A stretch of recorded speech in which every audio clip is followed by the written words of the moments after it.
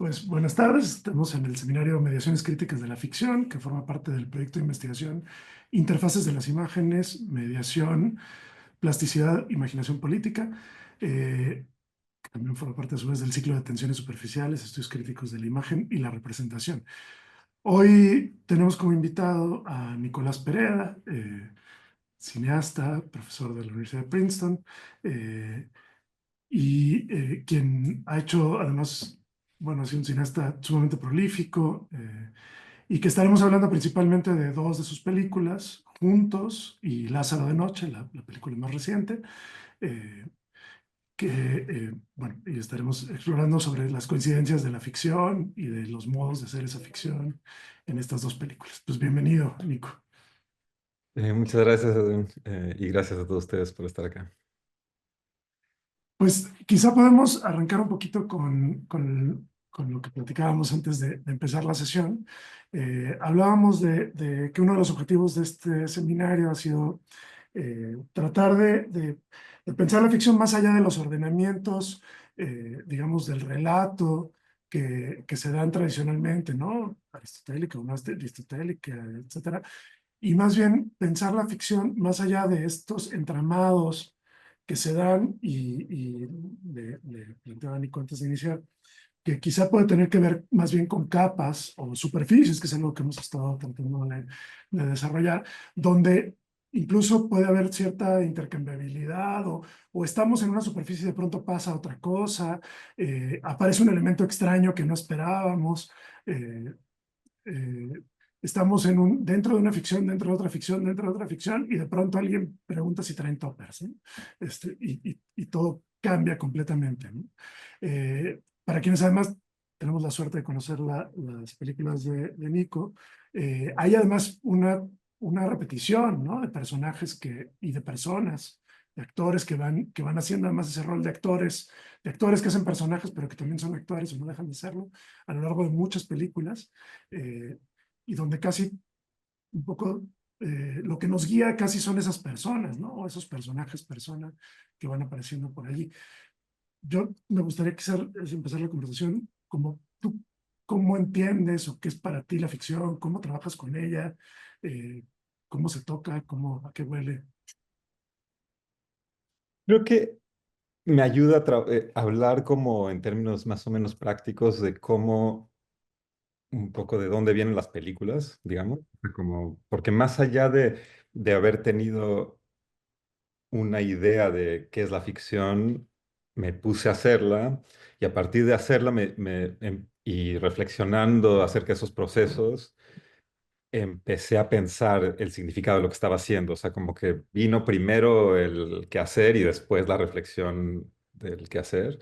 Entonces, una de las cosas que me ocurrieron en un inicio fue que como conocí a este grupo de amigos que tienen esta compañía de teatro, Las Artistas Tiradas al Sol, que son Lázaro, Paco, Luisa, y también a Teresita Sánchez, como hace muchos años los conocí y empecé a trabajar con ellos, había algo en un inicio que yo no había hecho una película antes, pero digamos como el gran impulso a mis películas ocurre como o sea, la primera película ya es con Tere y con Lázaro, eh, pero digamos que a partir de Juntos, que es una película creo que vieron varios de ustedes para la clase, como que allí lo que ocurrió es que yo empecé no a escribir una página, o sea, a partir de la página en blanco, sino empecé a escribir a partir de un montón de elementos que ya existían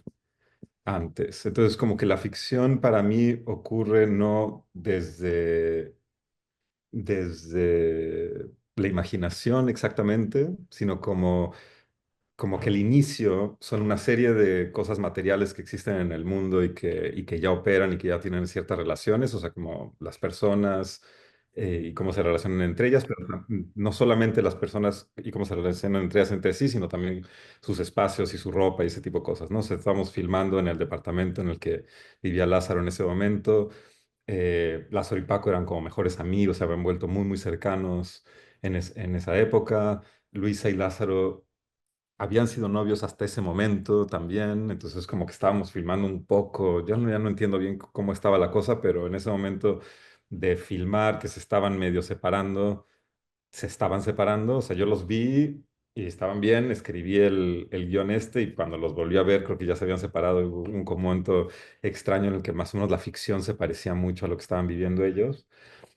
Y digamos como que la idea de generar estas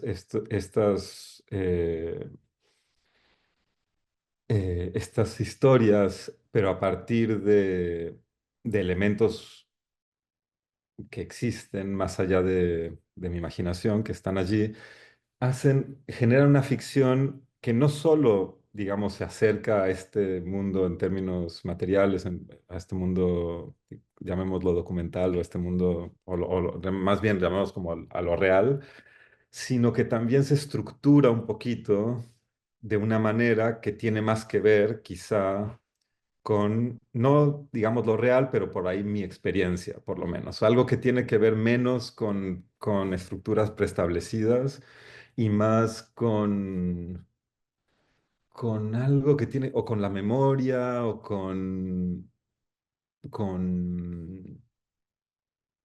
sí, con estructuras un poquito menos, eh, menos fáciles de digerir, menos fáciles de entender, incluso cuando las estoy haciendo.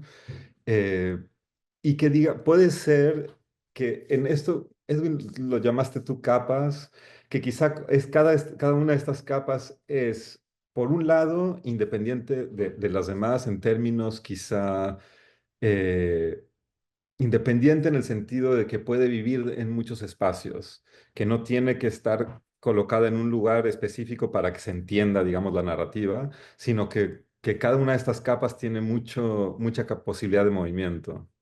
Es decir, como las películas no están escritas totalmente como con relaciones de causa y efecto, hay a veces relaciones de causa y efecto, pero son muy mínimas. Entonces, se puede reestructurar las películas constantemente en la edición, incluso mientras las filmamos, porque no pasa nada, como que no es que no se entienda algo porque ocurrió en otro momento. Y la razón por la cual eso me interesa a mí bastante es porque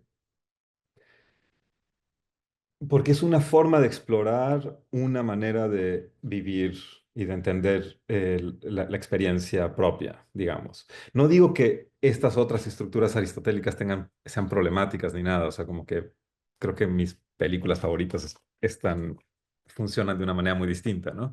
Pero, digamos, como una exploración personal, había algo que me gustaba de, de esa cosa que yo siento que, que me pasa y que les pasará a algunos de ustedes, no sé, todos como que tenemos experiencias distintas de cómo organizamos la vida, pero a mí me pasa constantemente de estar en ciertas situaciones, independientemente de qué esté pasando en mi vida, y siento que esa situación y eso que estoy viviendo y eso que estoy haciendo podría encajar en muchos momentos de mi vida y que emocionalmente también, digamos, que puedo estar pasando por una crisis de cualquier tipo con mi pareja, con lo que sea, pero de repente ocurre algo, una escena que puede ser algo que es divertido, un malentendido, me encuentro un amigo en la calle que no he visto en 10 años, nos reímos de algo, y esa escenita que me pasó en mi vida podría caber en muchos lugares de la narrativa de mi vida, digamos, como que no encaja tampoco en el momento que me está ocurriendo. O sea, hay algo como pero que quizás sí, porque no es que no encaje en términos emocionales, no encaja en términos narrativos, como que no tiene sentido que en el momento en el que yo voy, porque estoy planeando ir a confrontar a mi padre, porque, no sé, porque tengo un problema con él y entonces quiero ir, y en medio caminata, llegar allá, me topo un amigo que no he visto en 10 años y de repente me estoy riendo y otra cosa, entonces como que no tiene mucho sentido narrativamente, pero quizá emocionalmente sí hay algo que ocurre allí en ese encuentro que cuando llego a hablar con mi papá, pero me acabo de topar esta otra persona, me genera, llego con otro, no sé, con otra emotividad, no sé cómo llamarlo.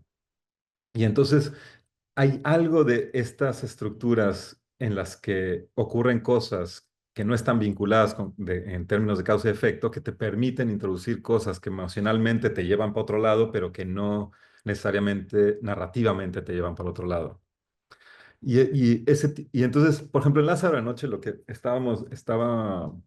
cuando estábamos armando la producción, eso lo pensé desde el guión un poquito, pero había algo de que no hubiera días, digamos, ¿no? Como que en las películas siempre hay eh, más allá de lo que el espectador logra entender en un momento, en los guiones, cuando uno está planeando la producción, uno pone, todo esto ocurre en el día uno, este en el día 2 y este en el día 3, sobre todo por una cuestión de vestuarios, por ejemplo, ¿no? Y también una cuestión como de clima y ese tipo de cosas. Entonces, como si sabes qué día ocurre cada cosa, le dices a los actores, hoy es día 2 y entonces se visten con el vestuario del día 2 o es la tarde del día 2 o yo qué sé. Y acá lo que hicimos es que se vistan todo el tiempo igual. Entonces, en toda la película, la primera parte de la película, se visten igual, excepto una escenita, porque según yo era una escena de una boda, no se entiende mucho, eh, pero digamos, hay una escena que están vestidos distintos cuando van a comer al restaurante este, pero el resto de la película están todos con el mismo vestuario y eso me permitía jugar más con esa cosa. Al mismo tiempo, era como una manera como de reírme de ese proceso, porque en otras películas mías, pese a que traen distintos vestuarios, eh, también los mezclo, ¿no? O sea, y nadie se da cuenta, porque tampoco hay también una cosa como del rigor de la producción cinematográfica en la que la gente se preocupa mucho por ese tipo de cosas, ¿no? O sea, como no podemos cortar para acá porque en esta escena trae la corbata roja y en esta trae la corbata azul, entonces no puede ser el mismo día, yo qué sé, como que ese tipo de verosimilitudes es gracioso porque no es como que la gente... Es decir, o sea, si eso ya te preocupa, ya tienes un problema más serio en la película. No creo que que sean... En fin, entonces era divertido simplemente tener a todos vestidos de la misma manera y después para empujar esa idea, y aquí quiero entrar como en esta idea como de la ficción, era que Luisa trae una peluca imposible en la primera parte de Lázaro. O que a mí me parece imposible, creo que es imposible, o sea, no sé, yo no puedo verla con ojos como desde afuera, pero digamos, es una peluca que costó, no sé, 200 pesos, ya le llega hasta acá, brilla muchísimo, es de plástico, está muy mal hecha, y había algo, cuando empezamos a hacer la preproducción, la semana antes de filmar, que hablé con Luisa y Luisa... no sé, estábamos con esta idea que la segunda parte iba a estar rapada, entonces se cortó el pelo y la primera parte debería tener una peluca, después conseguimos la peluca, era como muy ridículo, pero había algo como de cómo transformar, hay algo, perdón si divago mucho, me puedes cortar, Edwin, si quieres, pero hay algo de que en mis películas me interesa armar una ficción en relación a las personas. Eso que dice el director un poco en la película es algo que a mí me interesa, pese a que en la película parece ridículo cuando él lo dice, pero yo estoy de acuerdo con lo que está diciendo, digamos, ¿no? O sea, como a mí lo que me interesa de hacer estas películas es hacer retratos de mis amigos, de los actores. O sea, son como retratos a partir de generarles ficciones. No es tanto, y es lo que dice el director, no es tanto que el actor...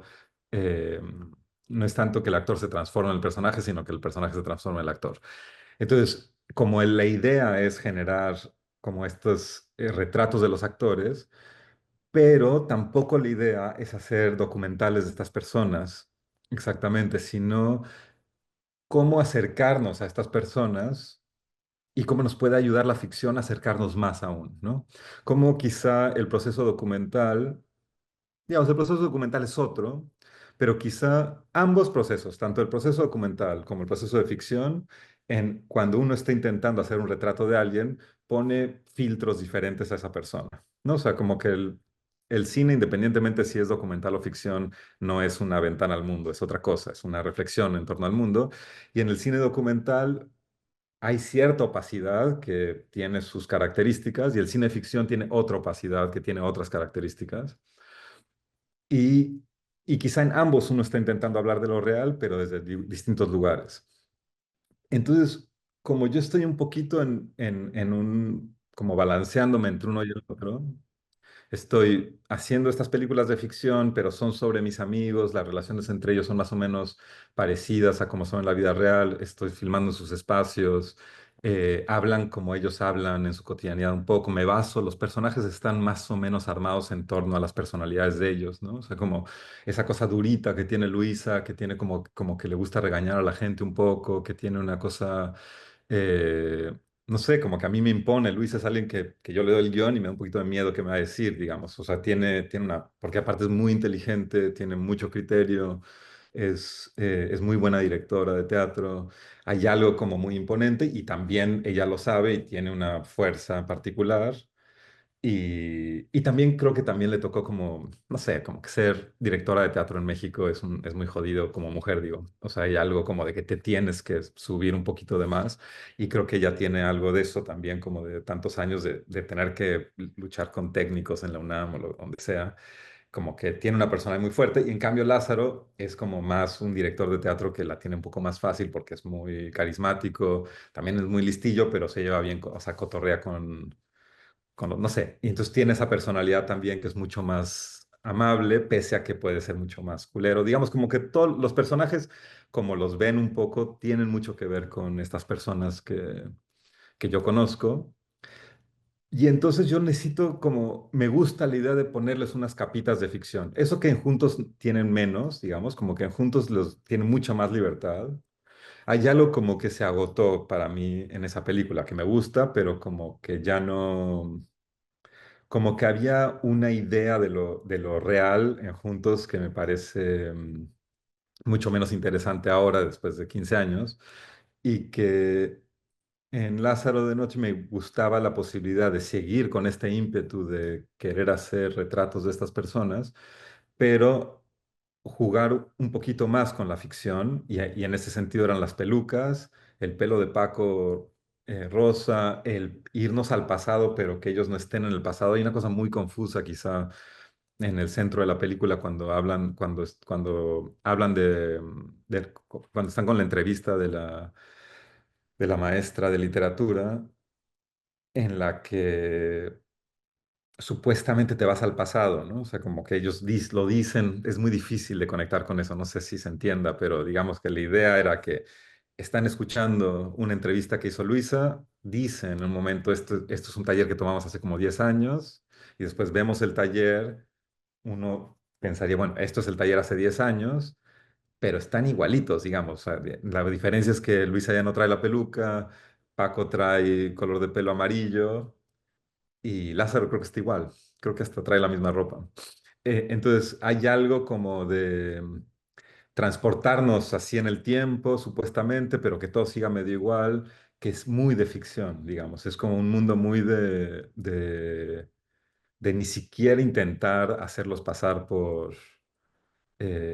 no sé, hay millones de maneras de hacer un documental en el que se narra el pasado sin tener que no sé, balconearse de esa manera, ¿no? Pero hay algo que me divertía de que el pasado tuviera más que ver con la memoria que con lo concreto, ¿no? O sea, como que el pasado es lo que más o menos cada uno de ellos se acuerda y por eso también todos medio esos encuentros con la maestra, se están cogiendo todos a la maestra, no está nada claro eso. Y quizás esos son fantasías de ellos, quizás son memorias de ellos. Yo digo que se están cogiendo a la maestra, igual no se entiende eso, pero porque de repente los ves que se quedan dormidos en el colchón donde estaba ella al principio, porque se esconden y regresan, ¿no? O sea, como que se van todos y de repente regresan. Era como sugerir un poco más como posibles memorias de ellos. Y entonces vincular quizá, eso tampoco lo tengo tan claro, la idea de la memoria como una posibilidad de ficción también, ¿no? O sea, como el recuerdo es una forma de ficción. Y si uno se pone a hablar acerca de ciertas experiencias que tuvo con amigos 10 años atrás, uno empieza a entender que uno vive la memoria en la ficción, porque todo el tiempo hay discrepancias y todo el tiempo hay malentendidos en torno a cosas que nos ocurrieron en el pasado, ¿no? Como la idea de que como tenemos una necesidad también de generar cierta claridad en los recuerdos y esa claridad es en realidad esos vínculos que generamos terminan siendo vínculos ficcionales muchas veces, ¿no? Hay un Em, montón de cosas. Ay, perdón, no te quería interrumpir. sí, sí, no interrumpe, por favor. No, hay un montón de cosas de lo que estás diciendo que me parecen interesantes y quería nada más como detenerme. Eh, Decíamos alguna vez en alguna sesión que a veces la ficción parecería como, yo siempre tengo una imagen como de una telefonista antigua, ¿no? Que se equivoca y no mete el cable en el lugar correcto y lo mete en otro y se genera toda otra historia a partir de dos personas que sí existen y que empiezan a hablar pensando que están hablando con alguien más, ¿no? O que sí se dan cuenta que no es la persona, pero entonces empieza a generar una conversación, un poco de un diálogo de sordos, ¿no? O algo así como dicen en el teatro. Pero también hablas de, me parece que esta idea de, yo te insistí sobre las capas, porque sí es verdad que haces una cosa donde, por ejemplo, acá el pasado no es un pasado cerrado, lustroso, brilloso, ya bien armadito, ¿no? Del flashback, sino que hay elementos que no coinciden, la edad, el tiempo, la edad, otros sí cambiaron, la ropa no cambió, ¿no? Entonces es como que es medio poroso, medio incompleto, es como que empezamos a pintar una capa encima de lo que había, pero nos quedamos a la mitad y ya la dejamos medio abandonada, pero entonces empieza a pelar y a aparecer una otra que no estaba ahí. No sé, me da la impresión con las ficciones con las que tú trabajas que yo te decía, por eso estoy viendo tus películas y me paro a hacer otra cosa y de pronto es como que todo me parece muy extraño, ¿no? No es que todo se vuelva ficción, pero las relaciones, como dices, un encuentro fortuito o algo que parecería que no tiene causalidad en las cosas, de pronto resulta muy extraño. De pronto se introduce como un tiempo que no es el suyo, la grabación, que también está ahí, ¿no? Que aparece como, sí, como un momento a otro, pero que de pronto ese momento a otro empieza a ser el presente, pero no es exactamente el presente. Eh, y bueno, ya ni se diga cuando hablamos de Aladino y esas cosas. Yo siento como que hay algo de que si uno se corre un poquito de ciertas, digamos, convenciones de la ficción, y no es como correrse en términos del rechazo o de estar en contraposición a aquello que sabemos que funciona de cierta manera, sino como de correrse en términos de pensar las cosas desde otro lugar, como desde pensar, por ejemplo, las temporalidades desde no como una transgresión, el hecho de irte al pasado, pero que no estén caracterizados o que los coches son del presente, digamos. Todo el tiempo estamos viendo unos coches por la ventana no sé, o sea, como que evidentemente en una película más tradicional, para que eso funcionara como el pasado, tendrían que ser unos coches de hace 15 años o 10 años, que igual y tampoco es tanto tiempo, pero más o menos. O tendrían que por lo menos ellos verse un poco más jóvenes o cambiarse la ropa o no sé, que haya algo un poquito más como elementos materiales que te digan que estás en el pasado. Pero eso es simplemente si queremos jugar a ese juego como que conocemos. Pero si no estamos, si no te pones allí y tampoco intentas pensar en contraposición a nada, sino simplemente con los elementos que uno tiene, entonces empiezan a surgir rarezas también, sin necesidad digamos, sin necesidad de pensar en lo que significa esa transgresión. Es decir, yo quiero hacer un momento, se me ocurre, vamos a hacer un momento de pasado.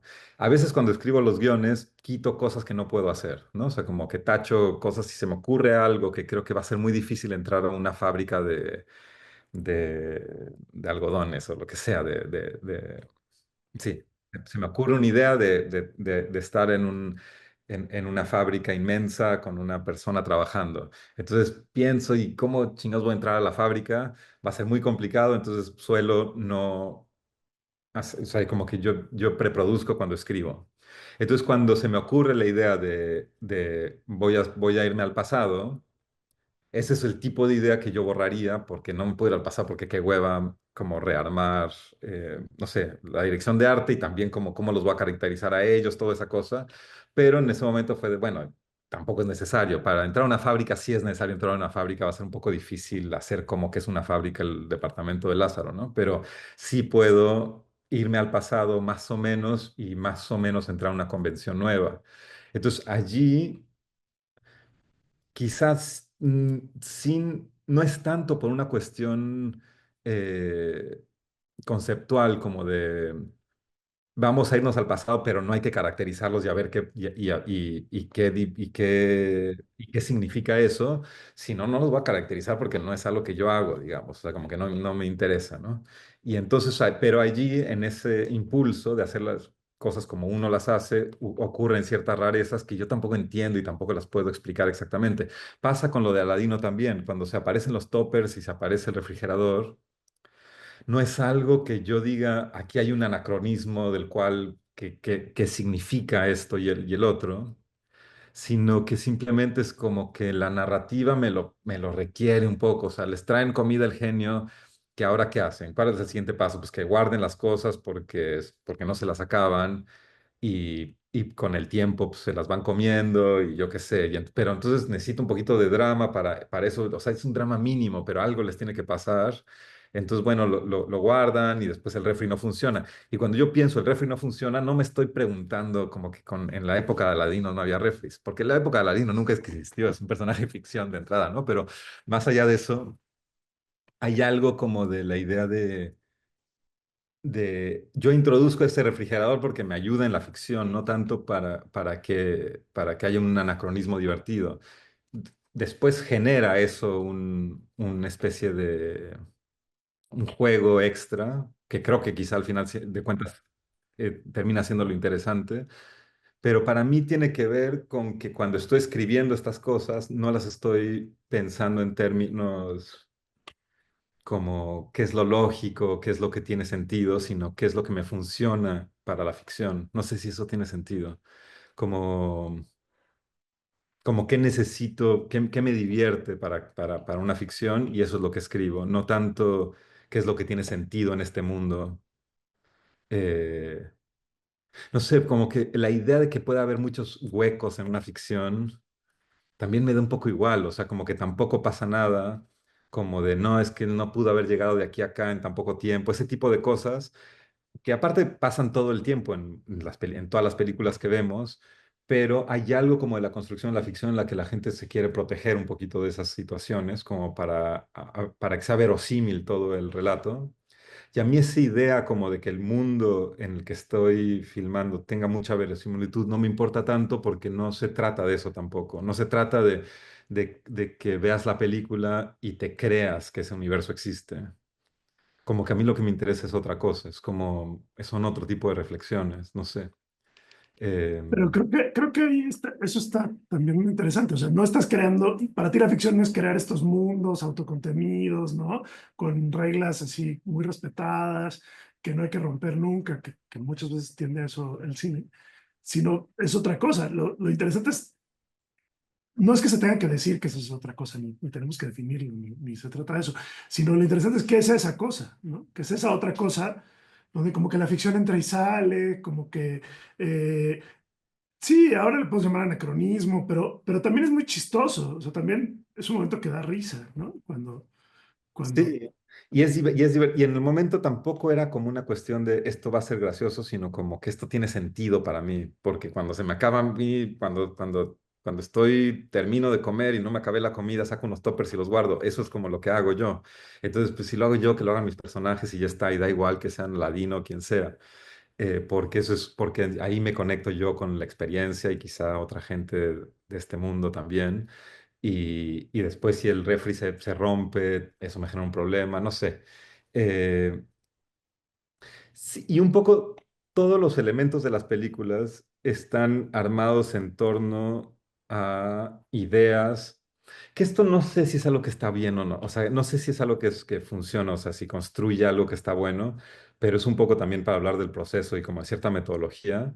Siento que la metodología es lo que al final de cuentas acaba así generando las cosas que son. Entonces, por ejemplo, a mí se me ocurre en un momento que antes de hacer Lázaro de Noche, me di cuenta que no pensaba mucho en el sonido, que el sonido es algo como que lo tenía un poquito olvidado, que simplemente el sonido era algo como que era un boom que seguía a los personajes y que al final alguien más editaba y ya está. Y entonces en Lázaro Noche estaba pensando como en términos de cuáles son las posibilidades del sonido con la imagen. Entonces era, ¿qué pasa si la imagen es una cosa y el sonido me ayuda a transformar esa imagen de una u otra manera? O sea, por ejemplo, y en términos muy, muy básicos. Generalmente cuando estoy filmando un personaje y el personaje se mueve, la cámara lo sigue en un paneo o de, no sé, un dolly, lo que sea. ¿Qué pasa si no voy a panear la cámara, la voy a dejar fija, pero sigo a los personajes con el sonido? Entonces, hay una manera en la que la imagen crezca o cambie o se transforme a partir de que el sonido se mueve en otra dirección. O sea, hay una escena que era muy, muy cómoda, ahí lo empecé a pensar, muy evidente en la película, que era cuando Lázaro está viendo YouTube y está en esas, llega Teresa y le dice que apague la tele y eso, y después le dice, no, pues, cuánto que no se oye, entonces también por eso la escena es sobre eso, ¿no? O sea, es como cuánto para que no se oye, para que un poco estemos nosotros viendo si se oye o no se oye, ya estamos metidos como en la idea del sonido, se van de allí, se baja el sonido del YouTube y del tráfico que hay afuera, los escuchas en otro lugar. Y mi idea es, y no sé qué tanto funciona, pero un poco que nos imaginemos el resto de la casa, ¿no? Que es una casa que no hemos visto nada, entonces tenemos que imaginarnos cómo van caminando por el pasillo, por donde sea, como que entran a otra habitación, no sé, imaginarlos ellos dos parados allí intentando escuchar y dicen, no, no se oye, ves que no se oye, si no se oye, bueno, vamos de regreso y van de regreso y entonces un poco es como si hiciéramos un traveling por la casa con ellos y después regresáramos al cuarto, pero sin mover la cámara, ¿no? Que de alguna manera también surgió por una cuestión práctica, porque filmé durante el- la pandemia y todo el mundo estaba un poco conflictuado con la idea de que fuéramos muchos en el crew, entonces al final ya nada más éramos dos personas, éramos el fotógrafo y yo, digo, yo hacía la foto y el sonidista y yo. Y entonces para mí era muy difícil jalar foco y mover la cámara y ver a los actores. Entonces también por eso casi todas las escenas, bueno, en muchas películas mías ni se mueve nada, ¿no? Pero acá era muy difícil ponerme como a moverme un poquito más porque me distraía mucho, ¿no? Si hay que jalar foco y ver a los actores es muy difícil. Hay un par de escenas que movía el foco y cuando decía corte ya ni me, en fin.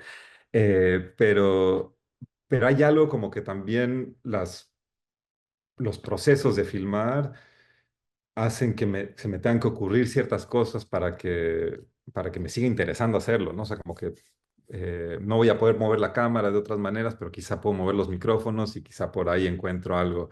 Y ahí para mí ha sido como muy, muy renovador pensar en el sonido de esta manera. Porque entonces ahora la película que estoy escribiendo ahorita ya es toda pensada en relación a esos distintos juegos que empezaron acá. Y creo que esos juegos como que invaden mucho también esto, o sea, no creo que está ligado a estas ideas de la ficción.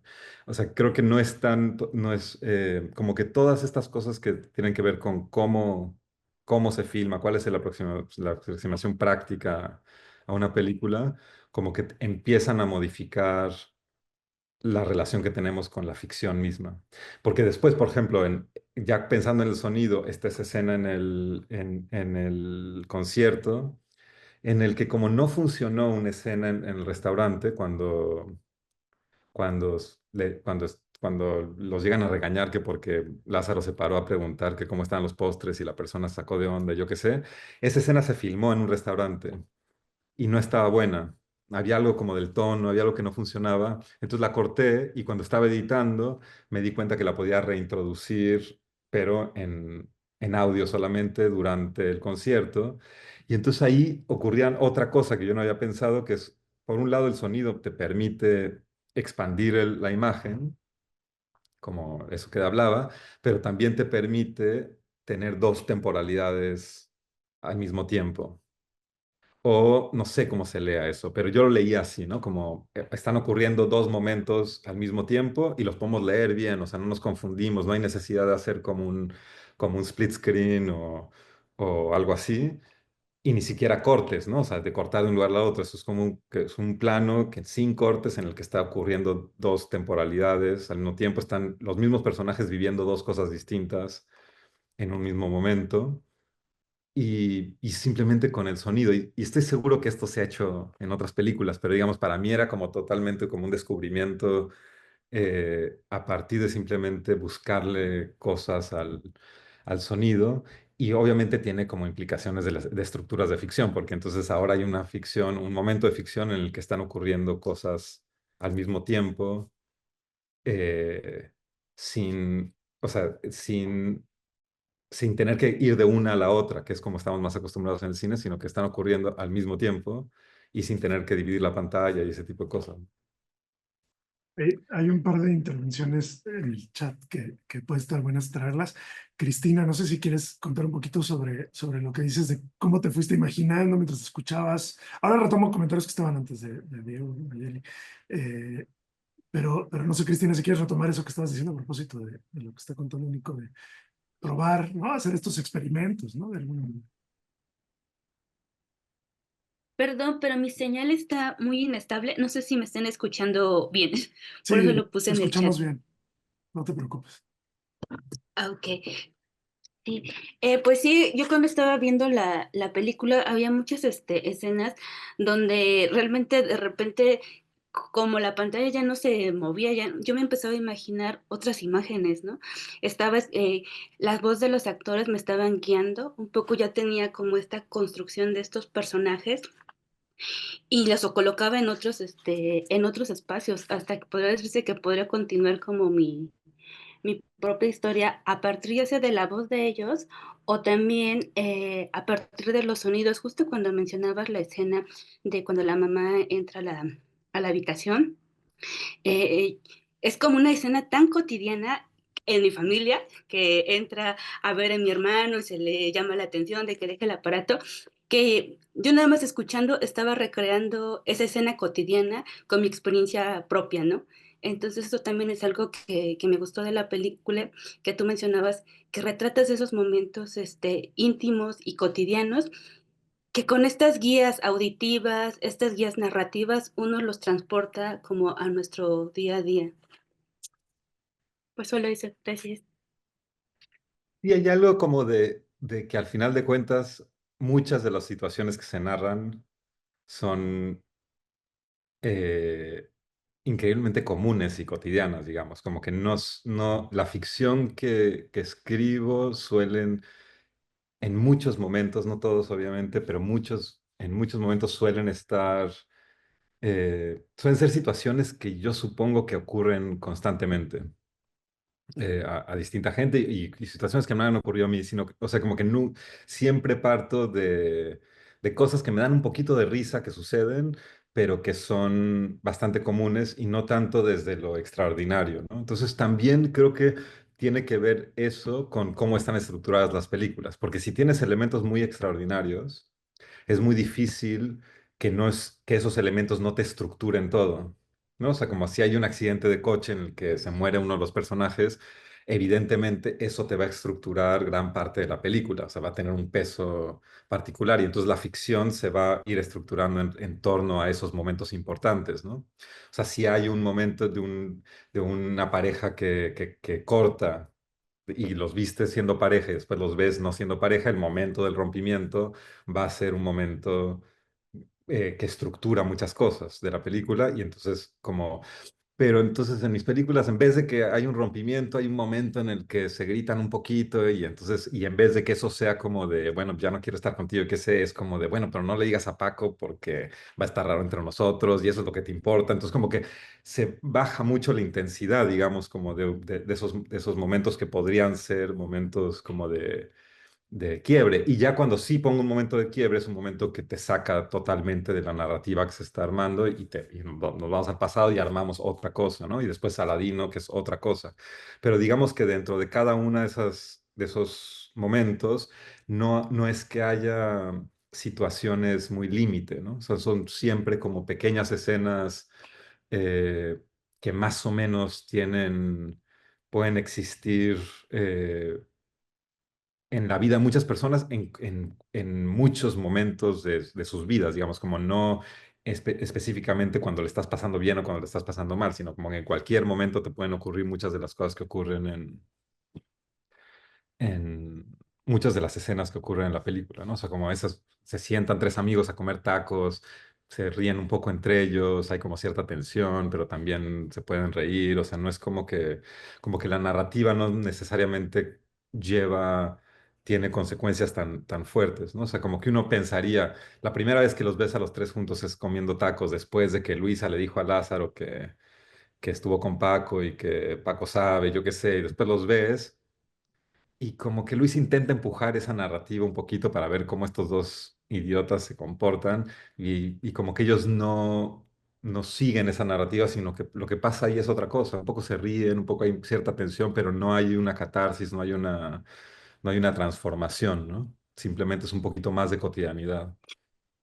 Y muy diferente de Sí, los tacos de juntos, ¿no? Donde es como largo, largo, largo. eh, y que hay un punto en el que la narrativa se pierde por la duración. Sí, que ya no sabes ni dónde estás parado, pero en Juntos hay otra escena de tacos con los tres, con ellos Sí, tres. sí. Y de hecho, cuando hicimos esta otra escena en Lázaro, me dijo Paco, o sea, cuando íbamos a filmar esa escena, me dijo, la escena de tacos de juntos, porque era como que había como algo como que le remitía a ese momento que hicimos hace muchos años, que era como de una escena de los tres eh, comiendo, porque también creo que es la única escena de los tres comiendo en juntos, es la única escena, bueno, acá hay dos, ¿no? Como con la mamá también, pero era la primera, como que había algo de estar comiendo tacos los tres, no lo habíamos hecho en ninguna película, me parece, los tres comiendo tacos desde hace 15 años, entonces había algo como, y ahí como cierta tensión, Luisa es la que maneja esa tensión, ellos dos se ríen entre ellos, Luisa es la que, o sea, también me paso un poquito porque ya nada más estoy haciendo las mismas escenas una y otra vez, pero hay algo como de esa repetición, pero corrida un poquitito, que es que a mí también me da... Creo que hay algo que quizá ocurre menos, o no estoy seguro, igual ocurre lo mismo, pero hay algo como en otras, como artistas en otras disciplinas, en las que eso es mucho más transparente, es mucho más evidente, ¿no? Como cuando uno reconoce un cuadro de alguien, uno lo reconoce pues porque más o menos, todo es más o menos, llevan trabajando mucho tiempo. O sea, hay gente que es muy extrema, ¿no? Como Rothko o alguien así, ¿no? Que pintó cuadraditos toda su vida y más o menos, o Mondrian, o no sé, como esta gente que uno reconoce enseguida, o sea, como que no hay, ni uno se pregunta por que podría ser alguien más.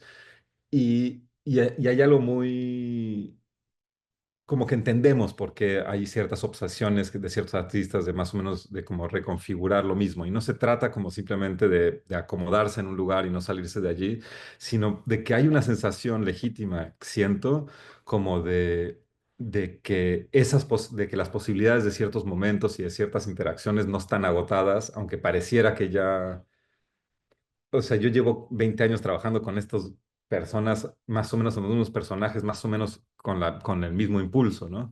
Y siempre que voy a hacer una nueva película, siento que estoy haciendo una cosa que es totalmente distinta a lo anterior, pese a que hay un montón de elementos que son muy parecidos y a veces hasta las escenas son la misma. O sea, tres personas comiendo tacos, Luisa es la que está un poquito más hostil, intentando empujar, Paco y Lázaro están riéndose un poquito de la situación. No sé, como que son escenas muy, muy, muy parecidas y sin embargo para mí, a mí eso me genera como que me da hasta más ganas de hacer otra para encontrarle otra posibilidad a esa misma configuración, ¿no? Diego, tú tenías una cuestión interesante sobre lo que no, lo que se escribe, pero no llega a la película, algo así. Sí, que creo que esta escena que descartó Nicolás, ¿no? Bueno, nos contabas que descartaste de la fábrica y todo eso. A mi parecer, creo que hay algo mucho así performático y por lo tanto ya sucedió al momento de escribir, del momento de escribirlo, ¿no? Y creo que eso también tiene su valor, lo que no llega a cámara, digamos. O sea, en las escuelas de cine nos enseñan que solo escribimos lo que se va a grabar, ¿no? Y ¿por qué? Porque para poderlo montar ves como que cuesta, ¿no? Y hay que producir el set y todo eso, pues, pero yo creo que la escritura ofrece esa posibilidad de que por lo menos suceda en el plano del cuerpo al pasarlo por la imaginación, ¿no? O sea, yo me acuerdo de que como vengo yo de teatro y me empecé a hartar también de pues, como de la forma en la que se estaba haciendo, se ha estado haciendo teatro y entonces pensé como en escribir una obra que no necesitara de un director, ni un productor, ni siquiera de actores, sino de personas que lo leyeran para sentarnos en colectivo en un teatro, en una sala de un teatro, para leerlo en vivo, repartiendo las voces de los personajes y así la obra se montara en sus cabezas, porque ese es el teatro que yo prefiero, ¿no? El que sucede dentro de los cuerpos del público, ¿no? Y que me parece que tiene mucho más sentido que el teatro o el cine que un director te pide que veas, ¿no? Te pone a ver. Entonces creo que en ese sentido, yo siempre con esa obra dije, yo no, la única manera de montar esta obra es leyéndola e imaginándola. Porque justo hay como acotaciones en la obra donde propongo que el suelo del teatro se parta en dos y te imagines que bajen las estrellas y no creo que haya una manera como de dirigir eso, a menos que sea como en alguna representación por ahí, pues, pero justo lo que propone la imaginación y ese plano de la imaginación es que lo que se vuelve como irrealizable o complicado de montar o imposible suceda. Yo creo que la escritura ofrece esa posibilidad. Mira, a mí lo que me pasa es que yo soy increíblemente práctico, digamos, como que pienso a partir no no es para contradecir lo que está diciendo para nada, ¿eh? Pero más bien como para darme a explicar como del proceso de dejar cosas sin filmar o de escribir cosas que no se hacen y ese tipo de cosas y cómo eso que no se hace queda impregnado en lo que sí se hace, digamos, que, eh, por ejemplo, en específico, en Lázaro de Noche había una escena en la que se casan, que iban al registro civil y estaba todo escrita y había un juez y, y nada, estaba todo ese proceso y después llegaban al restaurante, que es esa escena que filmamos pero que después no jaló. Y en el momento en el que íbamos a filmar lo del juez, no en el momento, sino en el momento en el que íbamos a filmar la película, como esa semana antes como de pensar las cosas y tal, la idea, porque yo estaba con esto del sonido, la idea era como filmar el registro civil desde afuera, porque aparte por una cuestión de práctica también me da una hueva como encontrar un espacio que pareciera, lo pude haber hecho, no está tan complicado, porque en realidad esos espacios son como de oficinas, pude haber filmado un juez, pude haber encontrado un actor para que lo hiciera, no estaba tan complicado, pero pensé que sería más bonito como filmarla desde afuera, hay un registro civil que está por Salto del Agua, me parece, como que iba a poner ahí la cámara y, eh, y nada, como escuchar todo ese proceso y ver lo que ocurre afuera, como más documental, y después que salieran ellos, o no estoy seguro ni siquiera si salieran. Pero después, como que lo vi en el guión, veía esa imagen en torno a todo lo que íbamos a filmar y no tenía ningún sentido plástico, ¿no? Porque la película no tenía esa como dimensión documental que algunas de las cosas que he hecho tienen. Había un poquito cuando camina Luisa por la calle y eso, pero como que había algo que yo sentía que no iba a jalar. Y entonces no la filmé y dije, no pasa nada si no se entiende. Y después al final si yo no hubiera escrito esa escena del casamiento, no hubiera después escrito la escena del restaurante. Como que la escena del restaurante no hubiera existido. Y aunque la filmamos y no funcionó, después termina siendo como, termina sobre el concierto. Y ese momento sobre el concierto, porque le dice Luisa, estuvo raro todo ese choro del juez, porque no le dijiste nada, no sé, como que se habla como de ese casamiento, yo espero que se entienda que se acaban de casar. No sé, como que todo ese momento que termina para mí siendo un momento que a mí me gusta, ahí en el concierto, una voz en off rara, todo eso pues, únicamente existe porque en algún momento yo escribí un casamiento que nunca se filmó, digamos. Entonces, como que sí hay algo que el escribir te lleva a otros lugares que luego sí funciona, pero yo nunca escribiría nada pensando que no lo voy a filmar al mismo tiempo, ¿no? O sea, como que tengo como un impulso muy práctico en el que simplemente todo lo que... No solo eso, sino que mis guiones no tienen ningún tipo de valor literario en ese sentido. No hay descripciones de los espacios, no hay descripciones de ni cómo se ve la gente, porque sería una... ¿Para qué voy a escribir la altura de Lázaro y si Luisa tiene, yo qué sé, o sea, como de cómo se ve ella, o sea, como las descripciones de los personajes en términos de cómo se ven y eso yo ya los conozco, ya sé quiénes son, o sea, es como una pérdida de tiempo un poquito para mí. Y los espacios o son espacios que yo ya sé dónde voy a filmar, entonces para qué los describo, o si hay algunos espacios que no conozco, si los describo luego no los voy a encontrar, entonces para qué los describo. Entonces tienen como una cosa, todo es como muy... O sea, es más como una lista de supermercado en la que esto es lo que va a comprar, en la que tú no introducirías una lista de super cosas que sabes que no vas a comprar, como nada más para jugar. Digamos, uno pone lo que sí va a comprar. Y un poco así están escritos los guiones, digamos, ¿no? Estaba, ahora antes de darle la palabra a Wendy, Mayeli tenía un par de intervenciones, no sé si quieres retomarlas, Mayeli, antes de Wendy. Muchas gracias. No, muy, muy breve. Yo no me dedico a la producción de cine, más bien me gusta leer teoría y me gusta consumir el cine. Y en ese sentido, lo que puedo decir es desde la experiencia del espectador. Cuando vi la película, justamente lo que me creó es una sensación de las posibilidades de la escena, de la imagen, de una inmersión, que creo que eso es lo importante y la posibilidad de la ficción, una inmersión dentro de las imágenes, de los colores, incluso de la contraposición de los colores, del paisaje urbano y cómo la voz en off y la voz del narrador me crea más inmersión dentro de la imagen, de las posibilidades y la sensación que me produce la imagen cuando la estoy viendo. Y en ese sentido, hemos leído mucho en este seminario sobre la ficción y creo que cuando la experimentas, tienes realmente, recobras esa posibilidad de la ruptura que crea la ficción en un espacio que parece lógico, en una narrativa que en el día a día parece lógica. Entonces, agradezco mucho estas oportunidades de conversación, pero aparte de ver cómo es que se crea y produce la ficción. Y déjame subrayar antes si no sé si Nico quiere decir algo, pero una cosa que dijiste que me parece que es muy importante y que también ya Nico la mencionó hace un ratito, que es experimentar la ficción. O sea, tú has visto un montón de películas de ficción y sin embargo algo pasa diferente en estas películas que se experimenta, ¿no? Y que no solo como en el sentido de se vive, sino se prueba, hay una especie de prueba y error, ¿no? Hay una especie donde además en el experimento el error es mucho más importante que el éxito, digámoslo así, ¿no? O sea, el error permite que aparezcan muchas más cosas que el éxito. Ya lo hemos hablado en otros momentos.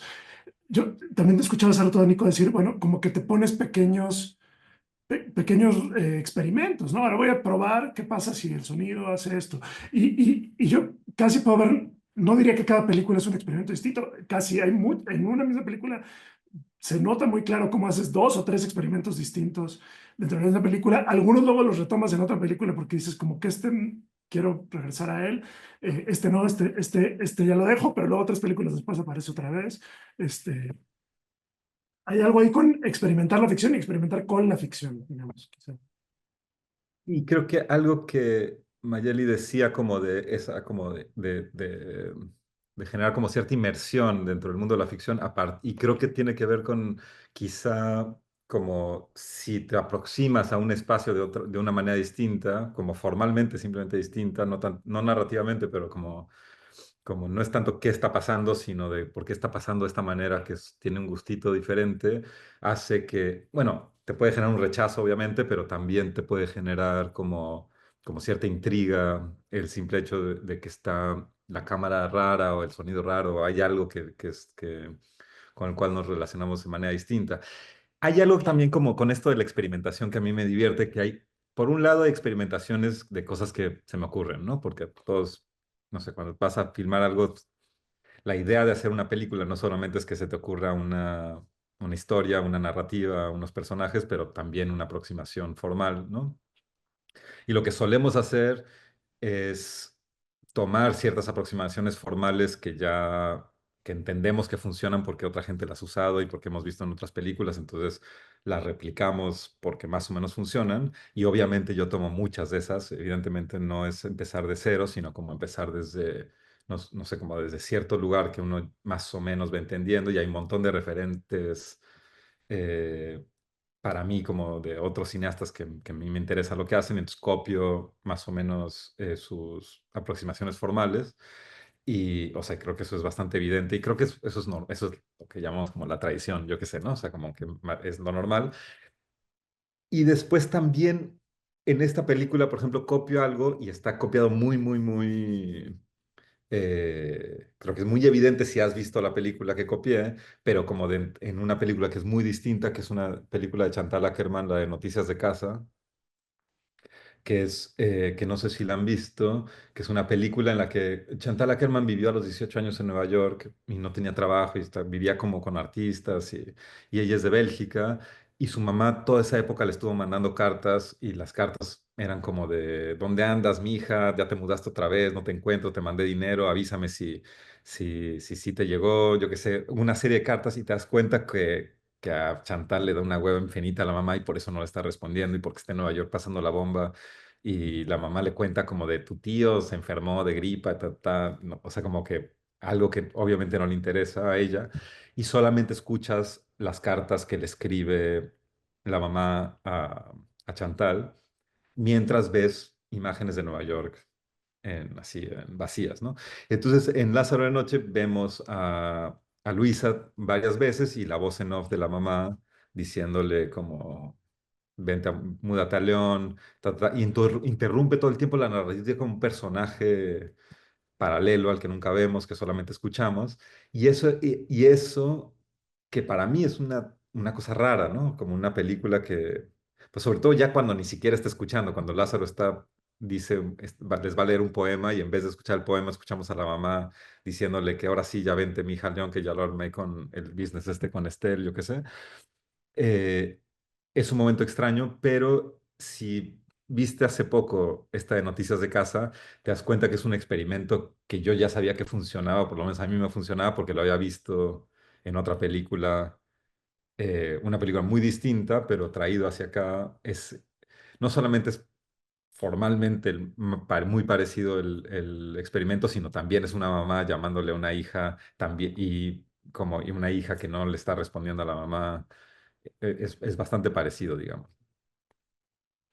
Entonces, como que hay experimentos como que en cada película se experimento con algunas cositas, y después también agarro experimentos de otros, y también hay como una base más o menos formal que ya está más o menos armada, ¿no? Wendy, por favor, tenías una intervención. Sí, bueno, yo brevemente algunos comentarios sobre lo que estuve viendo, que me resonaron mucho con lo que habíamos visto a lo largo del curso, bye no, pero sí. Primero me gustó mucho la filmografía de Nicolás, honestamente no la conocía y lo que vi me gustó muchísimo.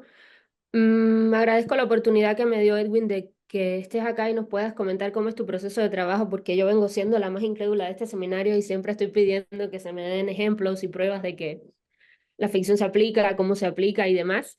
Y creo que tú narrando cómo es tu proceso de creación, a veces pensamos que el cineasta o el guionista solo está construyendo irrealidades lo más grande posible para construir el guión, y aquí estás dando cuenta de la materialidad que en efecto tiene la ficción y que también deja como huella de eso en tus procesos de trabajo. A mí me gustó mucho, yo anoté verla a la manera de una saga con los mismos personajes. Ya esto me alumbró un poquito la idea de ficción porque yo me la imaginaba así en especie de película en saga que tiene los mismos personajes que van en la historia.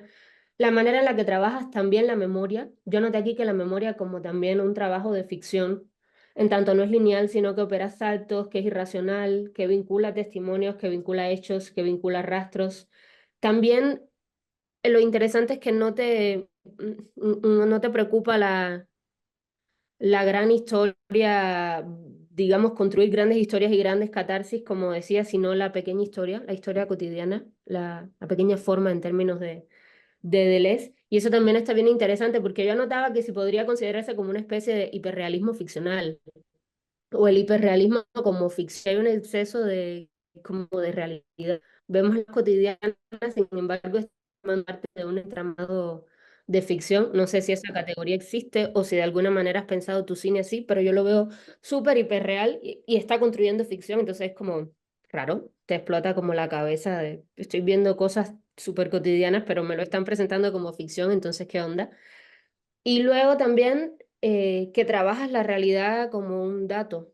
No te interesa que sea reproducir la realidad como dijiste con el tema del refri. No me interesa que sea anacrónico, ¿no? Sino que la realidad para mí es un dato que yo rubrico, muevo, dispongo donde sea en mi narrativa, porque por ahí creo que va tu construcción de esa ficción hiperreal, me gusta llamarlo así.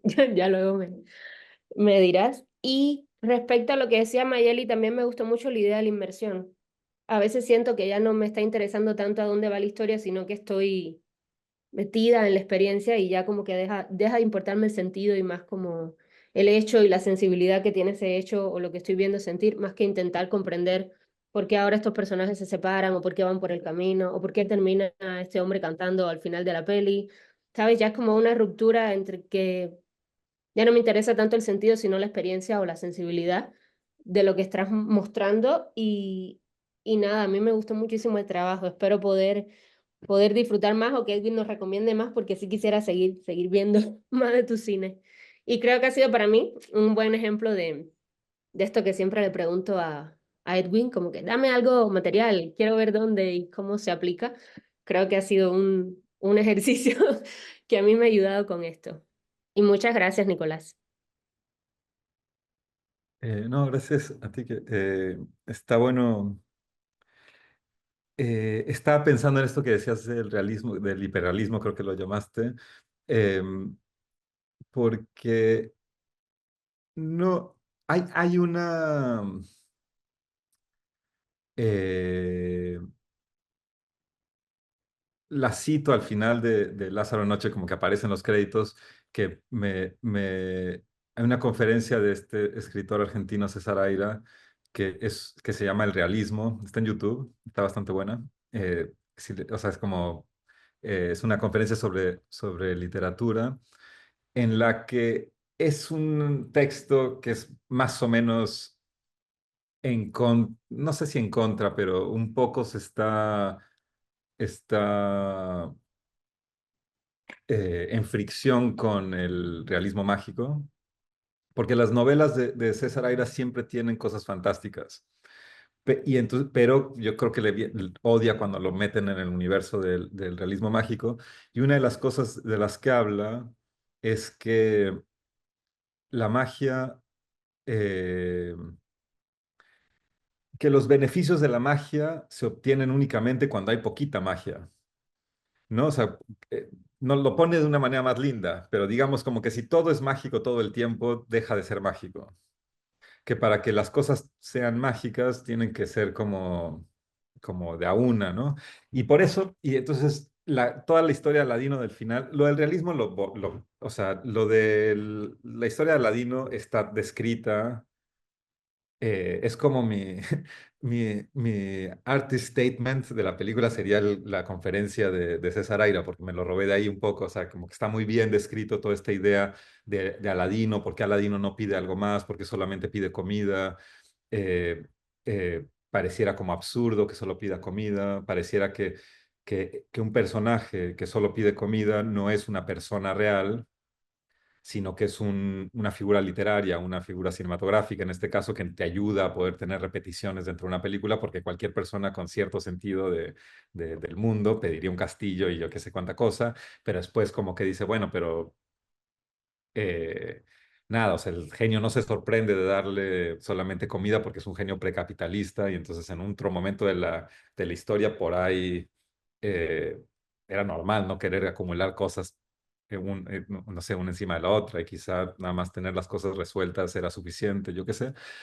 Y también ayuda en el sentido del que se vuelve como que la magia opera dentro de un universo realista. Como que todo puede ser exactamente como está, pero de repente cuando necesitas cuando ya no, cuando necesitas o cuando la magia ocurre, no tiene por qué transformar al mundo, simplemente como que opera dentro del mundo de lo real, ¿no? O sea, se instala dentro del mundo de lo real. A lo que me refiero con eso es que no, la magia no te da un giro en el que ya todo lo demás ya no tiene mucho sentido, que es lo que nos pasaría un poquito, ¿no? O sea, si uno encuentra una lámpara mágica, sería difícil sentarnos después en este Zoom a hablar. No sé, hay algo como que toda nuestra realidad sería una realidad nueva. Todo lo que conocemos como el mundo físico de este mundo dejaría de tener un poco de sentido si pudiéramos flotar y aparecer un genio. Como que sería difícil el resto de nuestra realidad. ¿Y cómo hacer entonces el cine tiene esa capacidad de ser esa cosa mágica, de ser esa lámpara que nos saque de que todo esto que vivimos deja de tener sentido, porque en el cine uno puede hacer. Por eso se llama DreamWorks, el,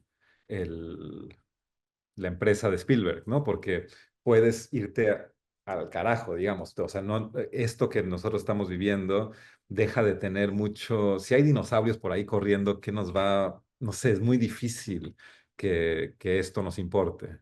Entonces, para mí hay que tener cuidado que el cine no sea como esa lámpara de Aladino en la que uno puede irse a donde sea, porque me interesa tener una relación más cercana con mi vida, mi experiencia y las películas que hago, que estén ahí todo el tiempo como y no por eso no puede haber cuestiones de fantasía y magia, pero la magia tiene que estar muy dosificada para que no se vaya todo al carajo, digamos.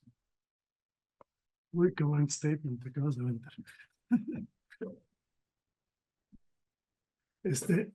También había hace ratito una intervención de Bere, me parece que se nos quedó pendiente. No sé, Bere, si quieres, ¿todavía es pertinente? Y si andas por ahí. Sí, sí, sí, aquí ando. Una disculpa que no puedo prender mi cámara. Bueno, a mí me encantaron las películas. La verdad es que a mí me llevó mucho esta imagen tiempo que hemos revisado de Deleuze. O sea, las dos películas me llevaron como a otro tiempo. Y la verdad fue más lo que sentí que lo que pensé con las películas, ¿no? Esa fue mi experiencia.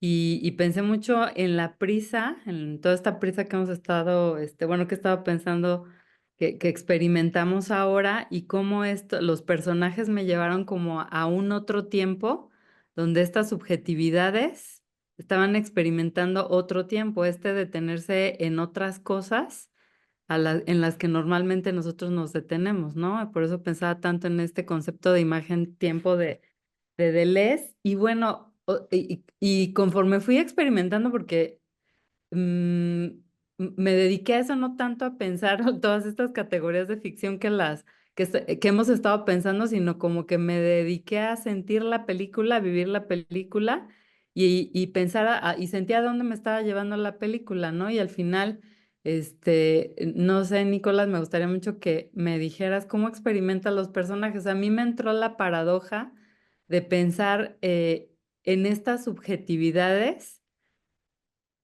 y si estas subjetividades se acercan para ti a lo que podría ser la autenticidad humana, ¿o qué piensas al respecto?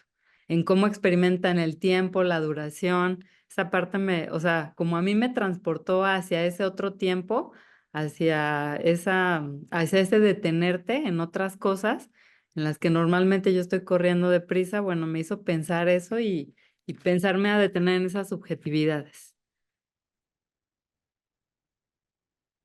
Hay algo que me gusta de cuando hice esa escena, me acuerdo, nada más, esta es una pequeña anécdota en relación a Juntos, de esa escena muy larga que es muy central en la película, que están casi toda la escena en silencio, que acaban de terminar de comer Luisa y Lázaro y están allí, ¿no? Y dura como 9 minutos en la peli y están ahí sentados. Esa película también tiene es bonito como la pareja de Lázaro de Noche conjuntos para mí, porque también es una película que hicimos entre dos personas de crew también. En ese momento yo estaba haciendo sonido y había un fotógrafo. Y yo estaba haciendo el sonido desde como que me tenía que acercar mucho más a ellos por el boom para no estar tan lejos con la caña porque era mucho tiempo, entonces para estar un poquito más cerca de ellos por muchas razones, pero sobre todo para no estar cargando el boom desde tan lejos, yo no podía ver la pantallita de la cámara, sino que nada más los veía a ellos. Y la idea era que Luisa pasara como por varias emociones y que medio se enojara, se riera, se entristeciera, no sé, como que ocurriera ahí algo. Obviamente yo no les dije cuánto iba a durar eso, sino que más o menos les describí la situación y de acción y a ver cómo resolvían ellos pasar por todos estos momentos. Como yo lo estaba viendo no a través de una cámara, sino directamente a las personas, cuando dije corte, estuve a punto de iniciar otra vez hacer una toma 2 y decirles, se fueron muy en chinga, todo pasó muy rápido, Luisa no podía pasar por tantas emociones en tan poquito tiempo. Y Alex, el fotógrafo, me dijo, carnal, son 9 minutos, o sea, igual deberías de checar la toma porque por un lado igual tu experiencia es una cosa, pero otra cosa es lo que está lo que se grabó, ¿no? Entonces ahí me entró como una especie como que había algo que estaba pasando que yo no entendía muy bien de esta elasticidad del tiempo en la imagen, digamos, ¿no? O sea, como que aquello que yo estaba viendo con mis propios ojos y con mi propia experiencia y con mi propio cuerpo, ocurría de manera muy distinta en pantalla, digamos, como que el tiempo en pantalla tenía otro tipo de ritmo, otra temporalidad, pues, la imagen. Entonces, nada, me senté, lo vi. Y claro, lo vi también en la pantallita chiquitita de la cámara, que es como así Y entonces lo vi y dije, no, esto está... Y aparte ya lo vi con otra energía y con una sensación de 9 minutos, esto va a estar, no sé, la película 9 minutos es es como el 15% de película. Y me dio exactamente la misma sensación. Esto está durando una eternidad, va a ser, no sé si lo voy a poder usar. Y en el momento dije, está muy bien actuado, está muy bien todo. Mi idea, lo que yo iba a cambiar, iba a ser peor porque iba a ser mucho más largo todo. Entonces ya no la repetimos y solo hicimos esa toma. Y me di cuenta que lo que yo estaba buscando en ese momento, es que es una película que hicimos en el 2000, la filmamos en el 2007, me parece, y después se estrenó después, pero fue hace mucho tiempo. Y me acuerdo que en ese momento, con cierta ingenuidad, mi idea era como de cómo hacer que el cine tuviera un tiempo análogo al tiempo que vivimos, ¿no? Que también es como absurdo porque evidentemente la pantalla transforma el tiempo como transforma todo. Eh, y me di cuenta que era una pregunta sobre la representación también, porque por un lado yo estaba pensando más en términos de la representación en quiénes son estas personas que estoy filmando. ¿Son los personajes que escribí o son mis amigos o es algo en intermedio? Esto que hablábamos como un poquito como sobre dónde el documental y la ficción se juntan, pero también hay una cuestión en torno a lo real, que tiene que ver con la temporalidad de lo real, y cómo podemos captar eso que llamamos tiempo real, funciona de una manera extraña, porque uno pensaría, tú le das tiempo real, simplemente es darle rec a la cámara, grabar la cosa en tiempo real y después proyectarla, y ya está. Y lo extraño es que no funciona así, porque uno cuando proyecta algo en tiempo real, uno lo experimenta muy distinto. No sé cómo explicarlo de otra manera. Aquello que ocurre en 5 minutos en tu vida y que tú no observas, eso que nos generan esos 5 minutos de esperar algo, nos genera algo muy diferente en una pantalla. Y el tamaño de la pantalla también tiene un impacto en la temporalidad de las imágenes, lo cual tampoco, no sé bien, no entiendo bien por qué, pero simplemente como una cuestión más visceral, lo entiendo como por haberlo experimentado, ¿no?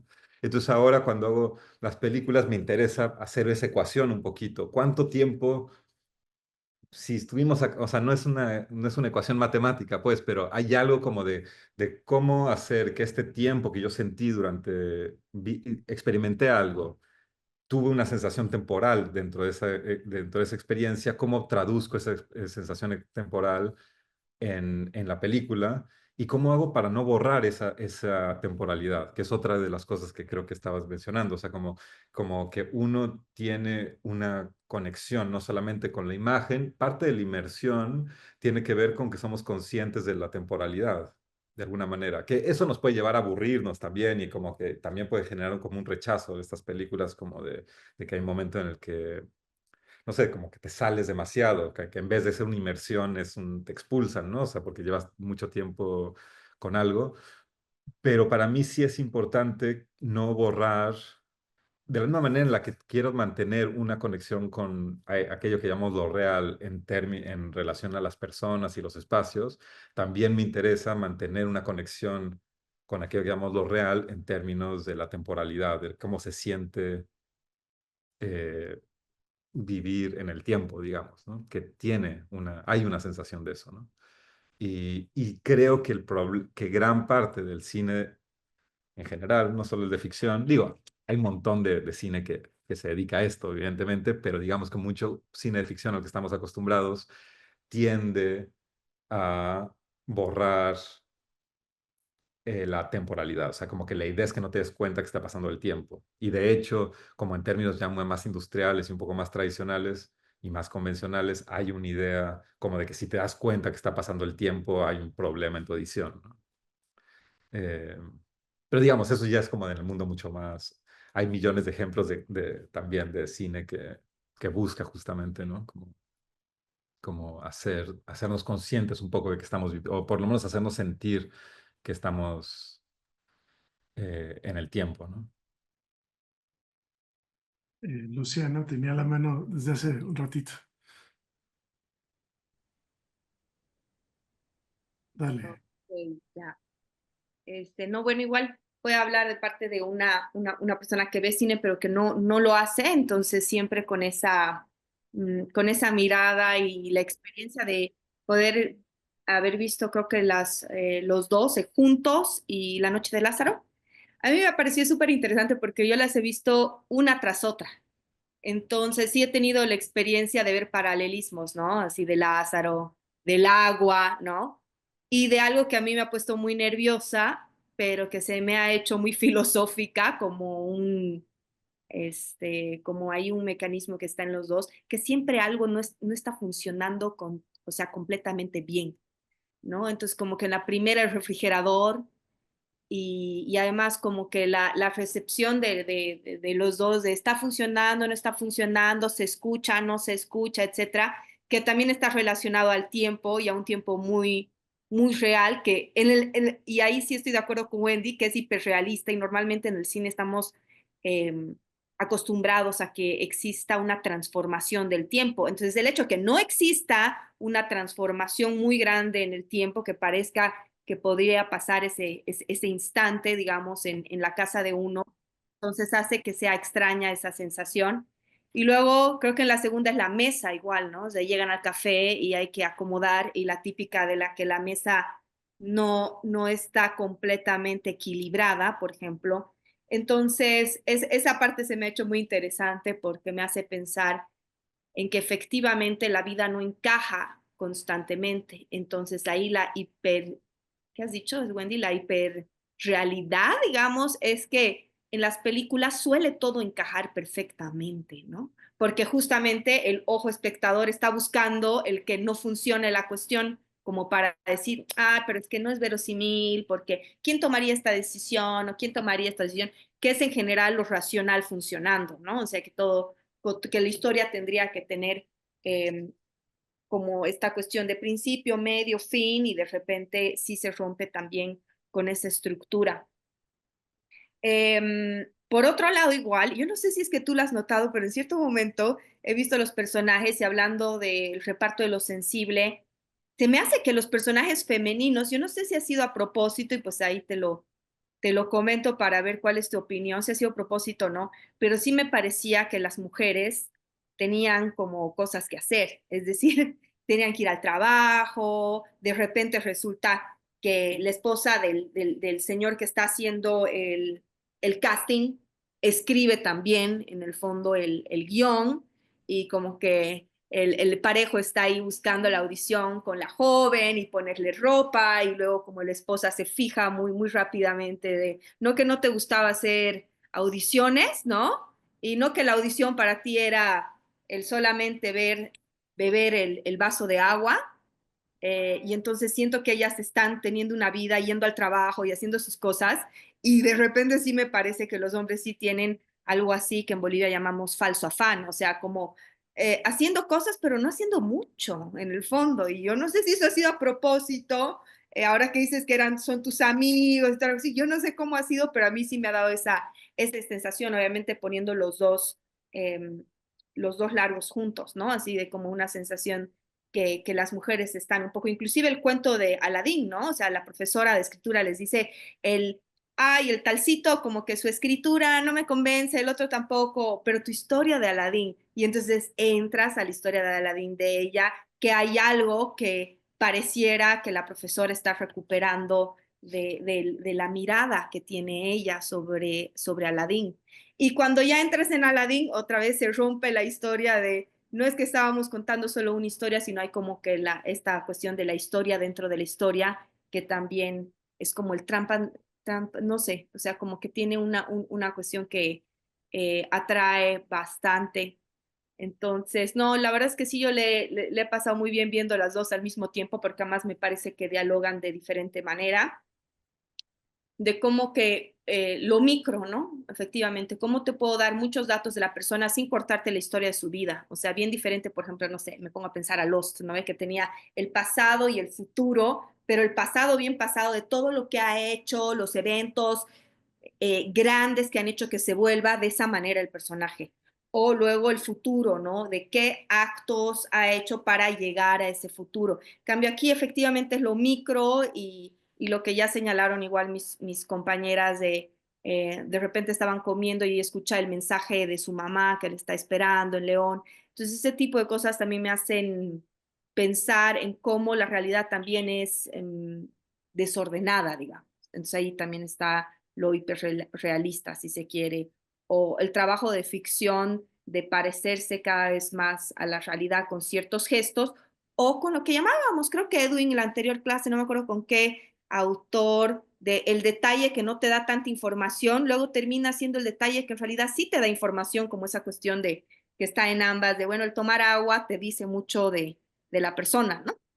Entonces hay algo así que es como que muy circular y vuelve mucho. Te agradezco mucho, Nicolás, por suscitar de alguna manera este tipo de reflexiones y que se atan con lo que hemos estado leyendo. Y está bueno. Al final mencionaste, te quiero también hablar de otra cosa, pero del que dijiste, pero al final mencionaste esto de que tiene que ver con la construcción del personaje, de cómo el pasado de un personaje puede puede llevarnos a entender por qué hace lo que hace en el presente, ese tipo como de creación de personaje que es un poco más tradicional. Y de nuevo, creo que no es necesariamente algo que no funcione en el cine y en la literatura y que es una manera en la que hemos entendido de alguna manera gran parte de la historia de la ficción y la construcción de personajes es en torno a ver situaciones del pasado de los personajes y después y así entenderlos en el momento en el que lo estamos viendo. Y sin embargo, para mí esa es una ecuación que muchas veces es muy fallida, y lo digo porque tengo estudiantes de cine y doy clases de cine, entonces como que veo como esa manera de crear funciona, pero hay que tener mucho cuidado para que funcione, y puedo hablar un poquito de eso, pero que para mí, yo lo que me he dado cuenta es que lo que me funciona es no conocer a los personajes muy bien cuando los estoy escribiendo e irlos conociendo con las situaciones en las que me los voy encontrando. Entonces, más que conocerlos, como saber quiénes son y después escribirlos, mi idea es un poco, por un lado ya sé quiénes son los actores y eso me da un montón, porque me da como una forma de ser afectiva en el mundo. Y eso es un montón, ¿no? O sea, cuando uno conoce a una persona y pasa, no sé, 2 días con ellos, aunque no conozcas nada de sus vidas, y no te hayan contado mucho, hay una cosa afectiva que uno ahí empatiza o no empatiza, una manera de reírse, una manera de mirarse, una manera como de posición, de estar, que es muy, que tiene, que incluso hay veces que la gente nos cae muy bien, pero que no sabemos quiénes son. Y que no es por las cosas que han dicho necesariamente, hay una cosa como de una sensación que nos genera. Y como yo eso ya lo tengo con las personas, porque ya sé quiénes van a actuar, entonces ya tengo un montón del personaje listo, aunque no tiene, pero no tiene nada que ver con la psicología del personaje ni con su pasado histórico, que es generalmente lo que pensamos cuando pensamos en construcción de personaje. Pensamos mucho más como de quiénes son psicológicamente y qué cosas les han ocurrido en el pasado.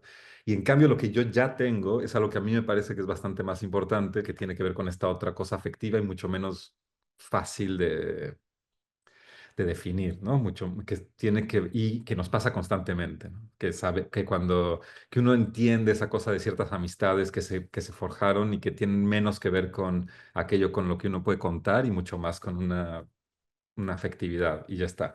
Es como que ya tengo eso. Y después, cuando estoy pensando en quiénes son y qué les pasa y qué piensan, no pienso en... Sí, nunca pienso de dónde vienen ni a dónde van, sino qué les está pasando ahorita. Entonces empiezo a escribir y empiezan a ocurrir cosas mientras uno escribe, porque si uno se pone a la tarea de ya sabes más o menos cuántas personas hay en un espacio y más o menos la situación, hay un casting y, y llega y el director se quiere ligar a esta chavita, entonces se la lleva a la casa, pero en la casa se va a encontrar a la esposa y el director no sabía que estaba. Se escribe más o menos solo eso, o sea, sin que uno o sea, dependiendo del día que te sientes, escribes una cosa distinta, pero lo que me refiero es que no hay una cosa muy calculada en lo que va a salir, sino que yo me pongo a escribir y más o menos empiezan a hablar entre ellos, y entonces lo que empieza a ocurrir y como empiezan a hablar es lo que los empieza a definir, y en realidad uno no está escribiendo, lo que está es como que los personajes escriben a través de uno, no sé si me explico, y se empiezan a definir sin que uno los controle. Y hay que tener cuidado con eso, porque lo que me ha pasado, y esto lo quiero vincular un poquito con lo que decías como de lo de las mujeres, que me da gusto un poco igual que hayas visto en las mujeres como cierta cosa, como que tienen algo que hacer en la vida y tienen trabajos y ese tipo de cosas, porque por otra parte, lo que alguien me dijo y también yo lo empiezo a ver. Mi hija se quejó un poco cuando vio la última película porque me decía un poco que las mujeres son todas muy rudas, todas muy como, todas medio mala onda, ¿no? Había algo como que Luisa está así todo el tiempo empujando y ellos se ríen y ella empuja y la esposa del director también es como muy de, a ver qué pedo, cabrón, o sea, como "Ey, en este plan y también la mamá es así como deja de ver esto, como que eh, no tienen la ligereza que tienen los hombres, digamos, que están como en otra. Y creo que, y a eso iba cuando digo como que las cosas se escriben solas, tampoco creo que se escriban tan solas, sino que las sensaciones que se escriben solas, pero evidentemente yo tengo algo que hago que termino escribiendo esos personajes de esa manera, a esos hombres tan a la deriva y sin medio trabajo y sin ganas y sin nada más como cotorreando y pasándola bien y echando desmadre, y esas mujeres un poquito más duras y más como incisivas. Y creo que cuando pienso o sea, cuando yo hago ya una reflexión porque al final de cuentas los personajes que uno escribe tienen mucho que ver con uno, ¿no? O sea, yo hago una reflexión un poco como de dónde viene eso. Yo tengo una familia en la que mis tíos son 5 tíos que más o menos no hacen nada y 3 mujeres, son 8 hermanos que hacen todo y son duras y son así y que como, no sé, como que es más o menos evidente que en mi inconsciente está eso muy plasmado. Entonces también para mí, y es algo como que he pensado últimamente, como tengo que tener un poco de cuidado, porque cuando yo digo esto de que se escriben solas, en realidad como que se escriben solas, pero en una sola dirección. Entonces tengo que tener también como ser un poquito más consciente que los puedo llevar como ampliar las películas en más, que tengan un poquito más de cancha, ¿no? Ahorita estoy escribiendo un guión y entonces estoy intentando que que ni los hombres sean un montón, unos güeyes que no hacen nada y que están siempre cagándola y siempre eh, pasándola bien también, al final de cuentas, y siendo buenos amigos y riéndose, y que las mujeres sean duras y sin sentido del humor y yo qué sé, como que también tener un poquito más, sí, más juego, porque, o sea, y no por una cuestión, y tiene que ver sobre todo como para no escribir a partir de la inercia, para mí, porque tampoco siento que las películas son problemáticas, como me dijo mi hija. Siento que, bueno, un poquito, yo qué sé, pero tampoco es que sean, o no sé, yo qué sé. O sea, no, mi hija me decía que eran misóginas, que, o sea, esta última, que porque las mujeres eran así, no sé, puede ser, pero al final de cuentas, quizá también por eso, pero sobre todo por escribir con un poquito más de conciencia de que uno siempre se dirige en una dirección, ¿no? Y la misma manera en la que me pongo como límites formales, intentar como descubrir algo con el sonido, también ahora como intentar descubrir algo con esas personalidades, ¿no? Como poder correrlos un poquito de donde ya estoy cómodo con ellos. Alessandro tenía una inquietud desde hace rato que se quedó pendiente. No sé si Voy, quieres retomar, Alessandro. voy. Un segundito.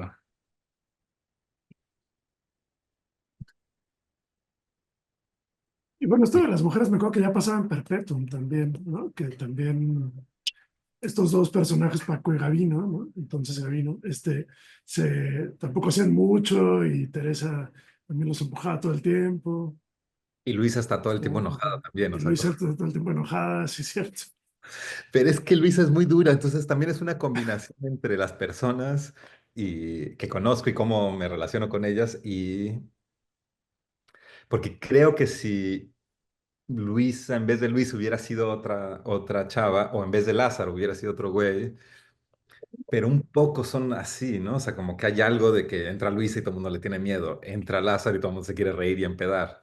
O sea, como que eso hay algo de las personalidades que generan también un poquito eso, ¿no? Pero Y justamente sus por eso relaciones rompe en... con la sensibilidad que normalmente muestran los personajes femeninos en el cine y demás, ¿no? Hay como que una sensibilidad, una ternura, que supuestamente es un capital, digamos, grande femenino. Entonces ahí me parece, y que igual ellas están pensando más rápido que justamente cuando se la lleva la chica de, ay, sí, te vas a probar la ropa y de repente otra cosa que no funciona, otra cosa más, está la esposa y la esposa se da cuenta muy rápidamente, ¿no? ¿Y por qué eso? Y como lo afronta directo, etcétera. Entonces hay algo como si hubiera algo que ellas supieran y ellos no. Entonces eso a mí me ha parecido como un reparto de lo sensible interesante.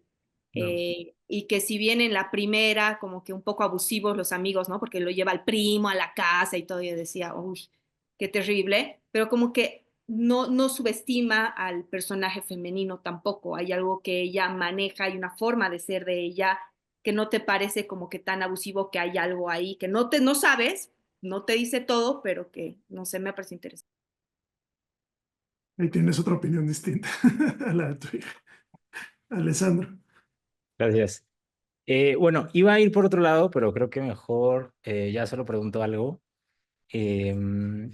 Hablando de esta cuestión de la escritura del guión y todo eso, mi duda es cuando tú escribes, por ejemplo, o sea, me da mucha curiosidad realmente, y es cuando tú escribes, ¿lo piensas más como un conjunto o sea, como una situación a desarrollar, algo así como un conjunto de instrucciones un poco pedagógicas, lúdicas, o sea, porque al final yo creo que tú también, o sea, como en esta cuestión de productiva, pues tienes como una relación también, no solamente digamos, como afectiva con tus amigos, sino también en términos de cómo trabajan, por así decirlo, ¿no?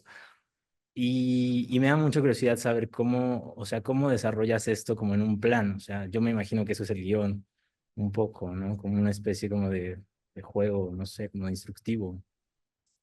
Es raro porque, por ejemplo, Juntos era más lo que tú describes, que era una especie de eran 10 paginitas con algunas situaciones. No estaba escrito como está la película, sino que estaba intercortado el campo con el departamento. Era como que salían de una... Era un poco... Era una idea que no funcionó en la edición, o sea, me tardé 15 minutos en darme cuenta que eso no iba a jalar, que era como que abrían una puerta y salían y después corte a el campo y entraban por acá, ¿no? O sea, como si estuviera el campo adentro del departamento y todo lo que estaba escrito eran como situaciones muy abiertas a cualquier cosa, ¿no? Como escuchan el refri y hablan de cualquier cosa. Y eso era como, no sé, o decía dos, tres líneas, ¿no? O sea, como que todo era, están ahí, las escenas sí están escritas, las que están en la película, pero había mucho, sí, podía pasar casi cualquier cosa más allá de lo que yo había escrito. Y entonces había mucho puesto en ellos, como que los actores tenían que darme la película, básicamente. O sea, Ujú. yo había propuesto una cosa y después ellos tenían que regresarme un montón más. Pero después ya con el tiempo eso ha cambiado. Entonces Lázaro en realidad está todo escrito, no hay improvisación, habrá alguna palabra aquí y allá, pero en realidad está todo mucho más armado. El proceso de rodaje no es como de ir encontrándole. Y también me he profesionalizado un poquito en términos no sé ni por qué, o sea, como que en Juntos no teníamos luces, entonces está prendida la luz del departamento normal, o sea, como que un switch, o sea, hay una luz, tal vez le pusimos una lámpara china o algo así para que no fuera tan dura la luz, no me acuerdo, pero había como una cosa como era ir con la camarita chiquita y el micrófono que aparte entraba a la cámara y no había como un despliegue de producción de cine. Y lo digo porque eso cambia todo, o sea, como que cambia todo cuando uno introduce otras cosas prácticas dentro de lo que uno hace, ¿no? O sea, como sobre todo en el cine, que muy fácilmente cualquier cosa, cualquier persona extra, todo te empieza como a transformar lo que estás haciendo, o sea, no es una cosa nada más... em, no es que no se puede separar tan fácilmente, por lo menos para mí, las ideas conceptuales con los procesos que uno lleva a cabo. Y en cambio, por ejemplo, en Lázaro, entonces yo llevo luces y aunque también nada más éramos dos personas, yo me tardaba mucho más en iluminarlo todo, pensaba un poquito más en los colores o sea, igual me lo sugirió Luisa, pero había una cosa como que se pintaba las uñas de cierto color y tenía un suéter de cierto color y no sé, como que todo estaba un poquito más calculado y en Juntos era todo un poquito más como, bueno, ahí vamos viendo y en ese ir viendo era donde esté ese gustito que tiene esa película que yo ya no podría hacer porque la tienes que hacer en un momento de mucho más ingenuidad, digamos, como a los 23 años, que es cuando hice esa película, que ahorita yo ya no podría como que es cierto que entiendo cosas que no entendía en ese momento y el no entenderlas te ayuda mucho para ciertas cosas y no sé, y hay mucha gente que hace sus mejores obras artísticas de muy joven justo por eso, porque no tiene como, hay una cosa, y creo que alguien habló sobre la razón, y yo diría como la razón en contraposición con la incertidumbre,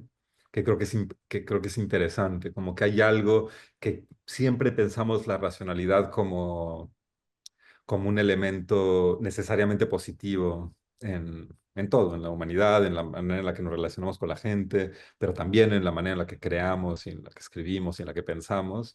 Y hay algo de lo puramente racional que quizás lo tendría que pensar un poquito más, pero que limita ciertas posibilidades cuando hay cierta incertidumbre en lo que hacemos, no tiene que haber como un balance entre lo relacionado a la incertidumbre para que las cosas más o menos tengan un alma, no sé cómo llamarlo, y creo que este ir buscando la experimentación una y otra vez tiene que ver más con eso que con la idea de simplemente encontrar nuevos caminos cinematográficos. Tiene que ver con que si no me corro un poquito a lugares de incertidumbre, como que si no intento cosas que no sé si van a funcionar, no va a surgir por ahí como algo que tenga hay una energía que genera una emoción que genera no saber bien para dónde vas, que que se plasma luego, que no nada más es una cuestión, no es por mi experiencia, sino como que realmente se plasma en las obras. Y, y siento que juntos como que peca incluso de eso, ¿no? O sea, como de peca de ingenua, y o sea, como que me paso de ahí escenas que yo cambiaría, que veo hacia el principio, unas cosas que digo, o sea, como que esto está horrible, pero que eso casi era necesario para que lo otro, para que los momentos, la escena cuando están sentados comiendo tacos, que es esa escena muy larga, que creo que yo que es una escena muy buena, ocurre únicamente gracias a las otras escenas horribles que vienen antes, digamos. O sea, como que hay algo que es muy difícil. Digo, hay gente que hay grandes cineastas que han tenido la fortuna de no tener esas escenas malas cuando tienen escenas buenas, que más o menos todo está armado. Pero yo sí reconozco en esa película como cierto momento que encontré algo que sí está buenísimo, pero que necesitaba un montón de ingenuidad que también generó cosas que no estaban tan buenas. Y ahora lo que intento un poquito es como ser un poco más consciente de eso, poder armar cosas que más o menos jalen con ellos y para regresando a tu pregunta un poco, que en el proceso de escritura está todo muy, muy armado, muy definido, se aprenden estos textos, sé dónde vamos a filmar, digamos, en términos muy tradicionales, y después me corro con esta cosa del sonido, por ejemplo, con que no sé bien cómo va a ser el paso de un lugar al otro, con la voz en off, que antes no usaba voz en off en las películas, que es normal en el cine, pero para mí es muy nuevo, entonces como cómo opera la voz en off, que te cambia todo y después Aladino, que ya es como una... Pero digamos, todo está mucho más escrito. Vale, vale, vale, gracias. Pues dejo a Jennifer que tiene Jennifer. aquí. No, pues nada, Dale, Jennifer. básicamente lo que escribí ahí, pienso mucho en historias de dos que soñaron, porque creo que ahí hay como una línea difusa como entre el documental y la ficción, y en general en tu obra, pues hay una manera en la que la ficción se filtra en la realidad o la realidad se filtra en la ficción. Y quería saber si para ti existe un límite entre el documental y la ficción o si hay más bien como una línea difusa. Creo que hay muchas maneras de aproximarse a la pregunta de los límites del documental de la ficción y nada más como por igual simplificar, pues yo podría decir que hay dos como grandes campos de cómo pensarlo. Por un lado, la idea de en torno a lo real, que existe tal cosa como lo real, digamos, y más o menos, y sin definirlo, vamos todos a estar de acuerdo que hay algo que es lo real y que la ficción y el documental se aproximan a lo real de manera diferente y que, que esa aproximación la reconocemos que es evidente, que se vuelve evidente como sí, que reconocemos esa diferencia muy fácilmente. La otra manera de aproximarse es intentar no pensar en la cuestión de lo real y pensar nada más en lo último que dije en relación a eso, que lo reconocemos muy fácilmente.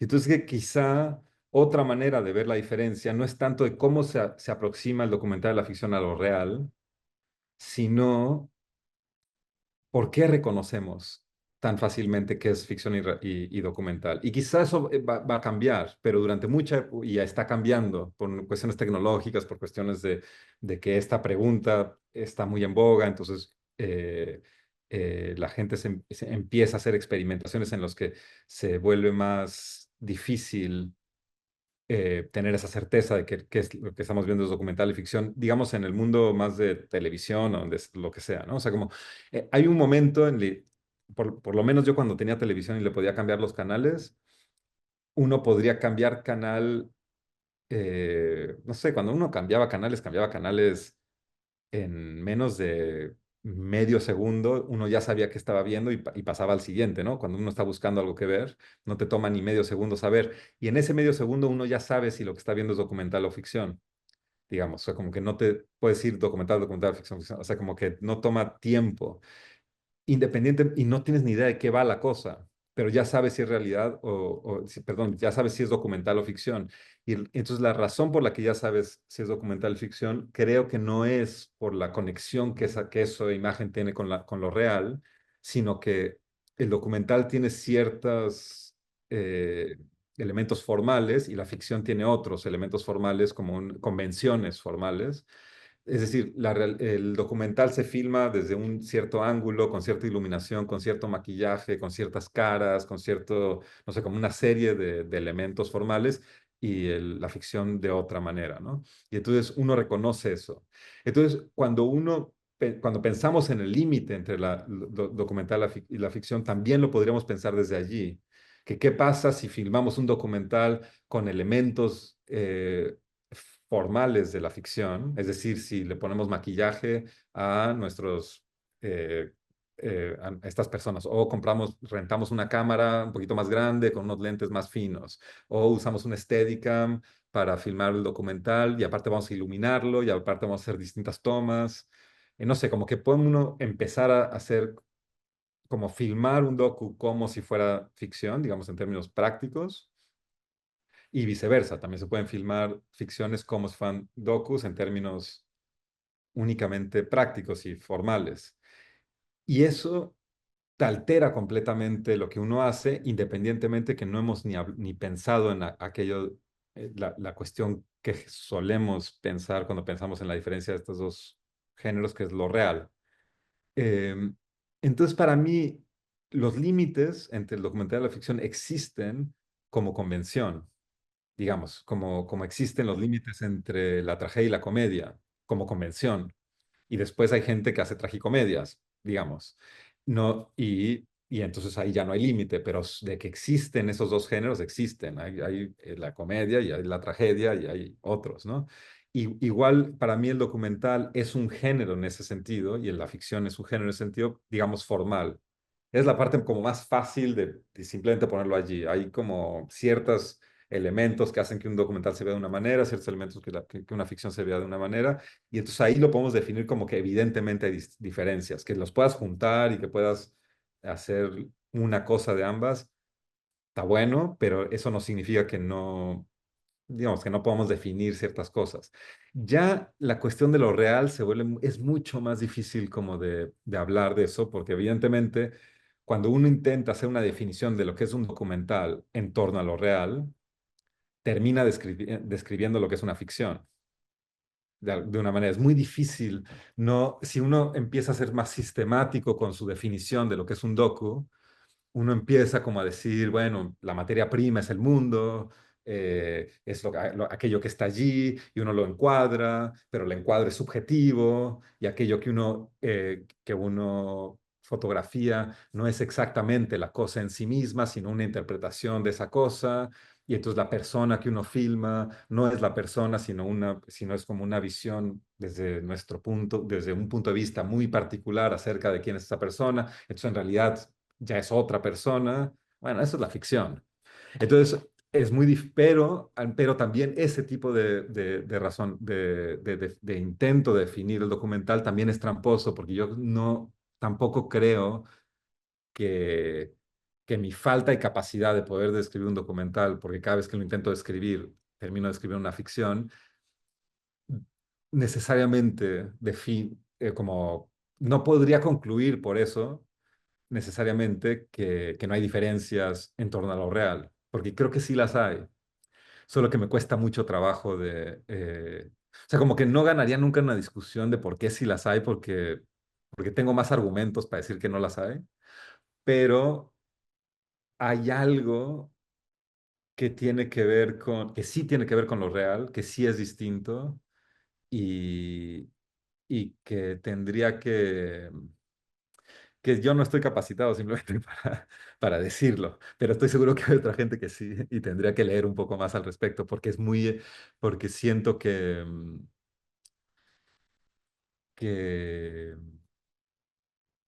sí, que la aproximación ante lo real sí es distinta y que eso es importante, pero tampoco es tan importante en términos creativos, digamos, porque para mí, al final de cuentas, son cosas que no tienen una implicación moral. Entonces uno puede agarrar de ambas, del universo que uno quiera. Creo que ya nada más para terminar esta idea, es que creo que es un poquito saliéndome del tema, pero creo que es importante cuando uno piensa entre la ficción y el documental, es que hay una pregunta que siempre se le una pregunta en torno a lo moral que tiene que ver con qué tipo de ficciones nos podemos permitir dentro del documental, ¿no? O sea, como que no solamente hay un pacto que uno tiene con la persona que uno está filmando, digamos como el sujeto documental, sino también hay un pacto con el espectador. ¿Cuál es ese pacto y hasta qué punto uno puede correrse de allí? Yo creo que la pregunta es siempre qué es lo que está en juego. Y yo siento que el pacto que uno tiene, como digo, yo hablo como desde artista, desde cineasta, ¿no? Como que el pacto importante es el pacto más importante es el pacto con el sujeto siendo fotografiado, como el personaje de tu película, de tu docu. Y allí uno no puede mentir con esa persona. No le puedes decir a una persona que estás filmando que la vas a hacer pasar por cualquier otra cosa. No la puedes hacer pasar por cualquier otra cosa sin haberlo consultado con esa persona. Digamos, como que la persona, el sujeto documental tiene que tener eh, herramientas para manejar la posible ficción dentro de una película. Es decir, como que tiene que tener la posibilidad de tener agencia en torno a cómo es retratado y qué ficciones se le imponen. En cambio, con el espectador, yo creo que no existe ese pacto. Con el espectador simplemente la pregunta es qué está en juego. Si la ficción que tú le montas a un documental es una ficción que luego genera problemas en el mundo, entonces evidentemente hay algo que está mal, ¿no? O sea, como que si uno, no sé, si uno miente en torno a un juicio, entonces la gente se enoja y va y quema, yo qué sé qué cosa, evidentemente es un problema.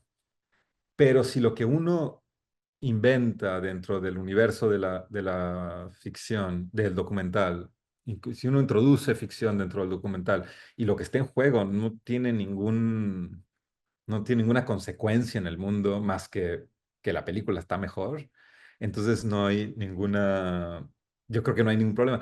Yo perdón que me extienda con esto, pero tuve un encuentro como difícil con un cineasta gringo en un momento que yo estaba presentando unas películas en una universidad y él estaba un poquito enojado cuando se enteró que una película que se llama El Palacio es una película de ficción, pero se presenta como documental porque en realidad el espacio no existe y todas esas mujeres que aparecen allí están actuando y no hay, es decir, están actuando en el sentido que no viven en esa casa, yo qué sé, no voy a describir el docu, pero digamos que hay como un gran elemento de ficción en una película que parece documental. Y me contó una historia que después yo uso mucho, pero al revés de como él la estaba usando, porque él me decía que Herzog hizo una cosa que le parece una cosa muy descabellada y que está mal, que en una película de Herzog que se llama En la tierra de los ciegos y los sordos o algo así, en la tierra de los ciegos, sordos y mudos, creo, que está bastante buena, en la que entrevista a la que lleva el centro. Es como un orfanato en el que viven ciegos, sordos, mudos, unos que son todos ciegos, sordos, mudos, unos que solamente son ciegos, otros que solamente son sordos, mudos, y en un momento, y la que lleva el lugar tiene como 65, 70 años y es ciega. Y Herzog le pregunta, ¿tienes alguna imagen en la cabeza? O sea, ¿te queda alguna imagen? Porque quedó ciega como a los 4 años. Y ella le responde, sí, me queda una imagen en la cabeza que es de un saltador de esquí. Eh, y en la película corta al saltador de esquís y es bellísimo, es un momento como muy liberador. Y si tú ves la filmografía de Herzog, te das cuenta que hacía muy poquito había hecho una película con unos saltadores de esquís y que era muy sospechoso que esa imagen, como que esta señora tuviera esa imagen, pero es lo que ella le dice. Entonces lo que realmente ocurrió es que Herzog le pregunta, ¿qué onda? ¿Tienes alguna imagen de cuando eras niña, antes de perder la vista? Y le dice, no, güey, o sea, perdí la vista a los 4 años, tengo 65, no me acuerdo de nada, no tengo ninguna imagen. Y Herzog le dice, güey, pero es que estaría muy bueno si tú dijeras que tienes esta imagen porque yo tengo un material que quedaría muy bien en la película. Entonces ella dice, pues va, pues, entonces hacen un pacto entre ellos dos, entre sujeto documental y cineasta, y decimos, vamos a hacer esto, y así hacemos una mejor película. Entonces, a él le parecía como una mentira al espectador, un problema, y yo lo pienso como lo contrario, como que ahí Herzog entendió que había una manera de potencializar esa película, de hacer algo que estuviera bastante mejor, y la pregunta que para mí así es importante es como qué está en juego con esta mentira, digamos, como introducir esta ficción, qué pasa con el espectador? Nada. O sea, no hay nada como, no hay nada negativo que pueda ocurrir en el mundo porque esta señora mintió que tenía esta imagen en la cabeza. Al contrario, lo que ocurre es que una película que era buena se volvió muy buena. Y no sé, y sin nada negativo. Entonces siento que, pero eso no significa que entonces en cualquier momento uno puede introducir cualquier tipo de ficción en cualquier momento documental, porque sí hay muchas posibilidades de que lo que esté en juego sí sea negativo. Entonces más bien es una cuestión como de ir midiendo las aguas, yo qué sé. Muchas Muchísimas gracias. gracias, Nico. Qué buen cierre, que además conectaste muy bien con justo la película que vimos la semana pasada, fue Wild Blue Yonder de Herzog, donde precisamente también introduce esta ficción especulativa sobre un marciano que venía bueno, un extraterrestre que venía de Andrómeda y lo acaba contando a través acaba haciendo un viaje a su planeta, pero en realidad estamos viendo imágenes submarinas Ah, y ok. también introduce esta capa de ficción, quizá ya mucho más elaborado o mucho más, digamos, más evidente que en esta otra película Claro. que por ahí encontré que es Land of Silence and Darkness, Eso, sí, así se este, llama, exacto. eh, y que creo que Herzog siempre aprovecha esos momentos, ¿no? Creo que es una buena conexión. No había visto la conexión entre Herzog y tu trabajo. No, yo tampoco, porque aparte a mí un montón de cosas de Herzog me parecen un desastre, pero también un montón de cosas me parecen como de una genialidad, o sea, como que es un tipo también muy complejo, ¿no? Porque tiene unas cosas que me dan pena ajena de él, sobre todo más recientes, y cosas que me parecen como súper extraordinarias, y todo el tiempo está haciendo esas cosas, ¿no? Como de inventarse que esa película que tiene sobre la isla que todo el mundo se tiene que ir porque va a haber una erupción La de un sufría. volcán. Y entonces va con el último persona que no se quiere ir de su casa, yo qué sé, y que todo eso se lo inventó, ¿no? Al parecer como que es como, pero que funciona muy Pero es bien, bonito pensar que sí ocurrió, ¿no? O sea, claro. Pero bueno, se es lo bonito inventó. que exista la película también. No, no, justo hablábamos se llama La Sufrier, y justo hablábamos de ella, es una película bien rara de Herzog, y casi preconiza luego la pandemia, ¿no? Luego vimos esas escenas en la pandemia de manera muy extraña. Pero bueno, pues muchísimas gracias, Nico. Muchas gracias a todas y todos quienes estuvieron hoy acá y contribuyeron con sus comentarios, preguntas. De verdad creo que ha sido una sesión muy rica y que nos ha ayudado a concretar y a llevar más lejos algunas de las intuiciones que teníamos en un inicio. De verdad, muchas gracias. Y no, gracias por la invitación, Edwin, como siempre.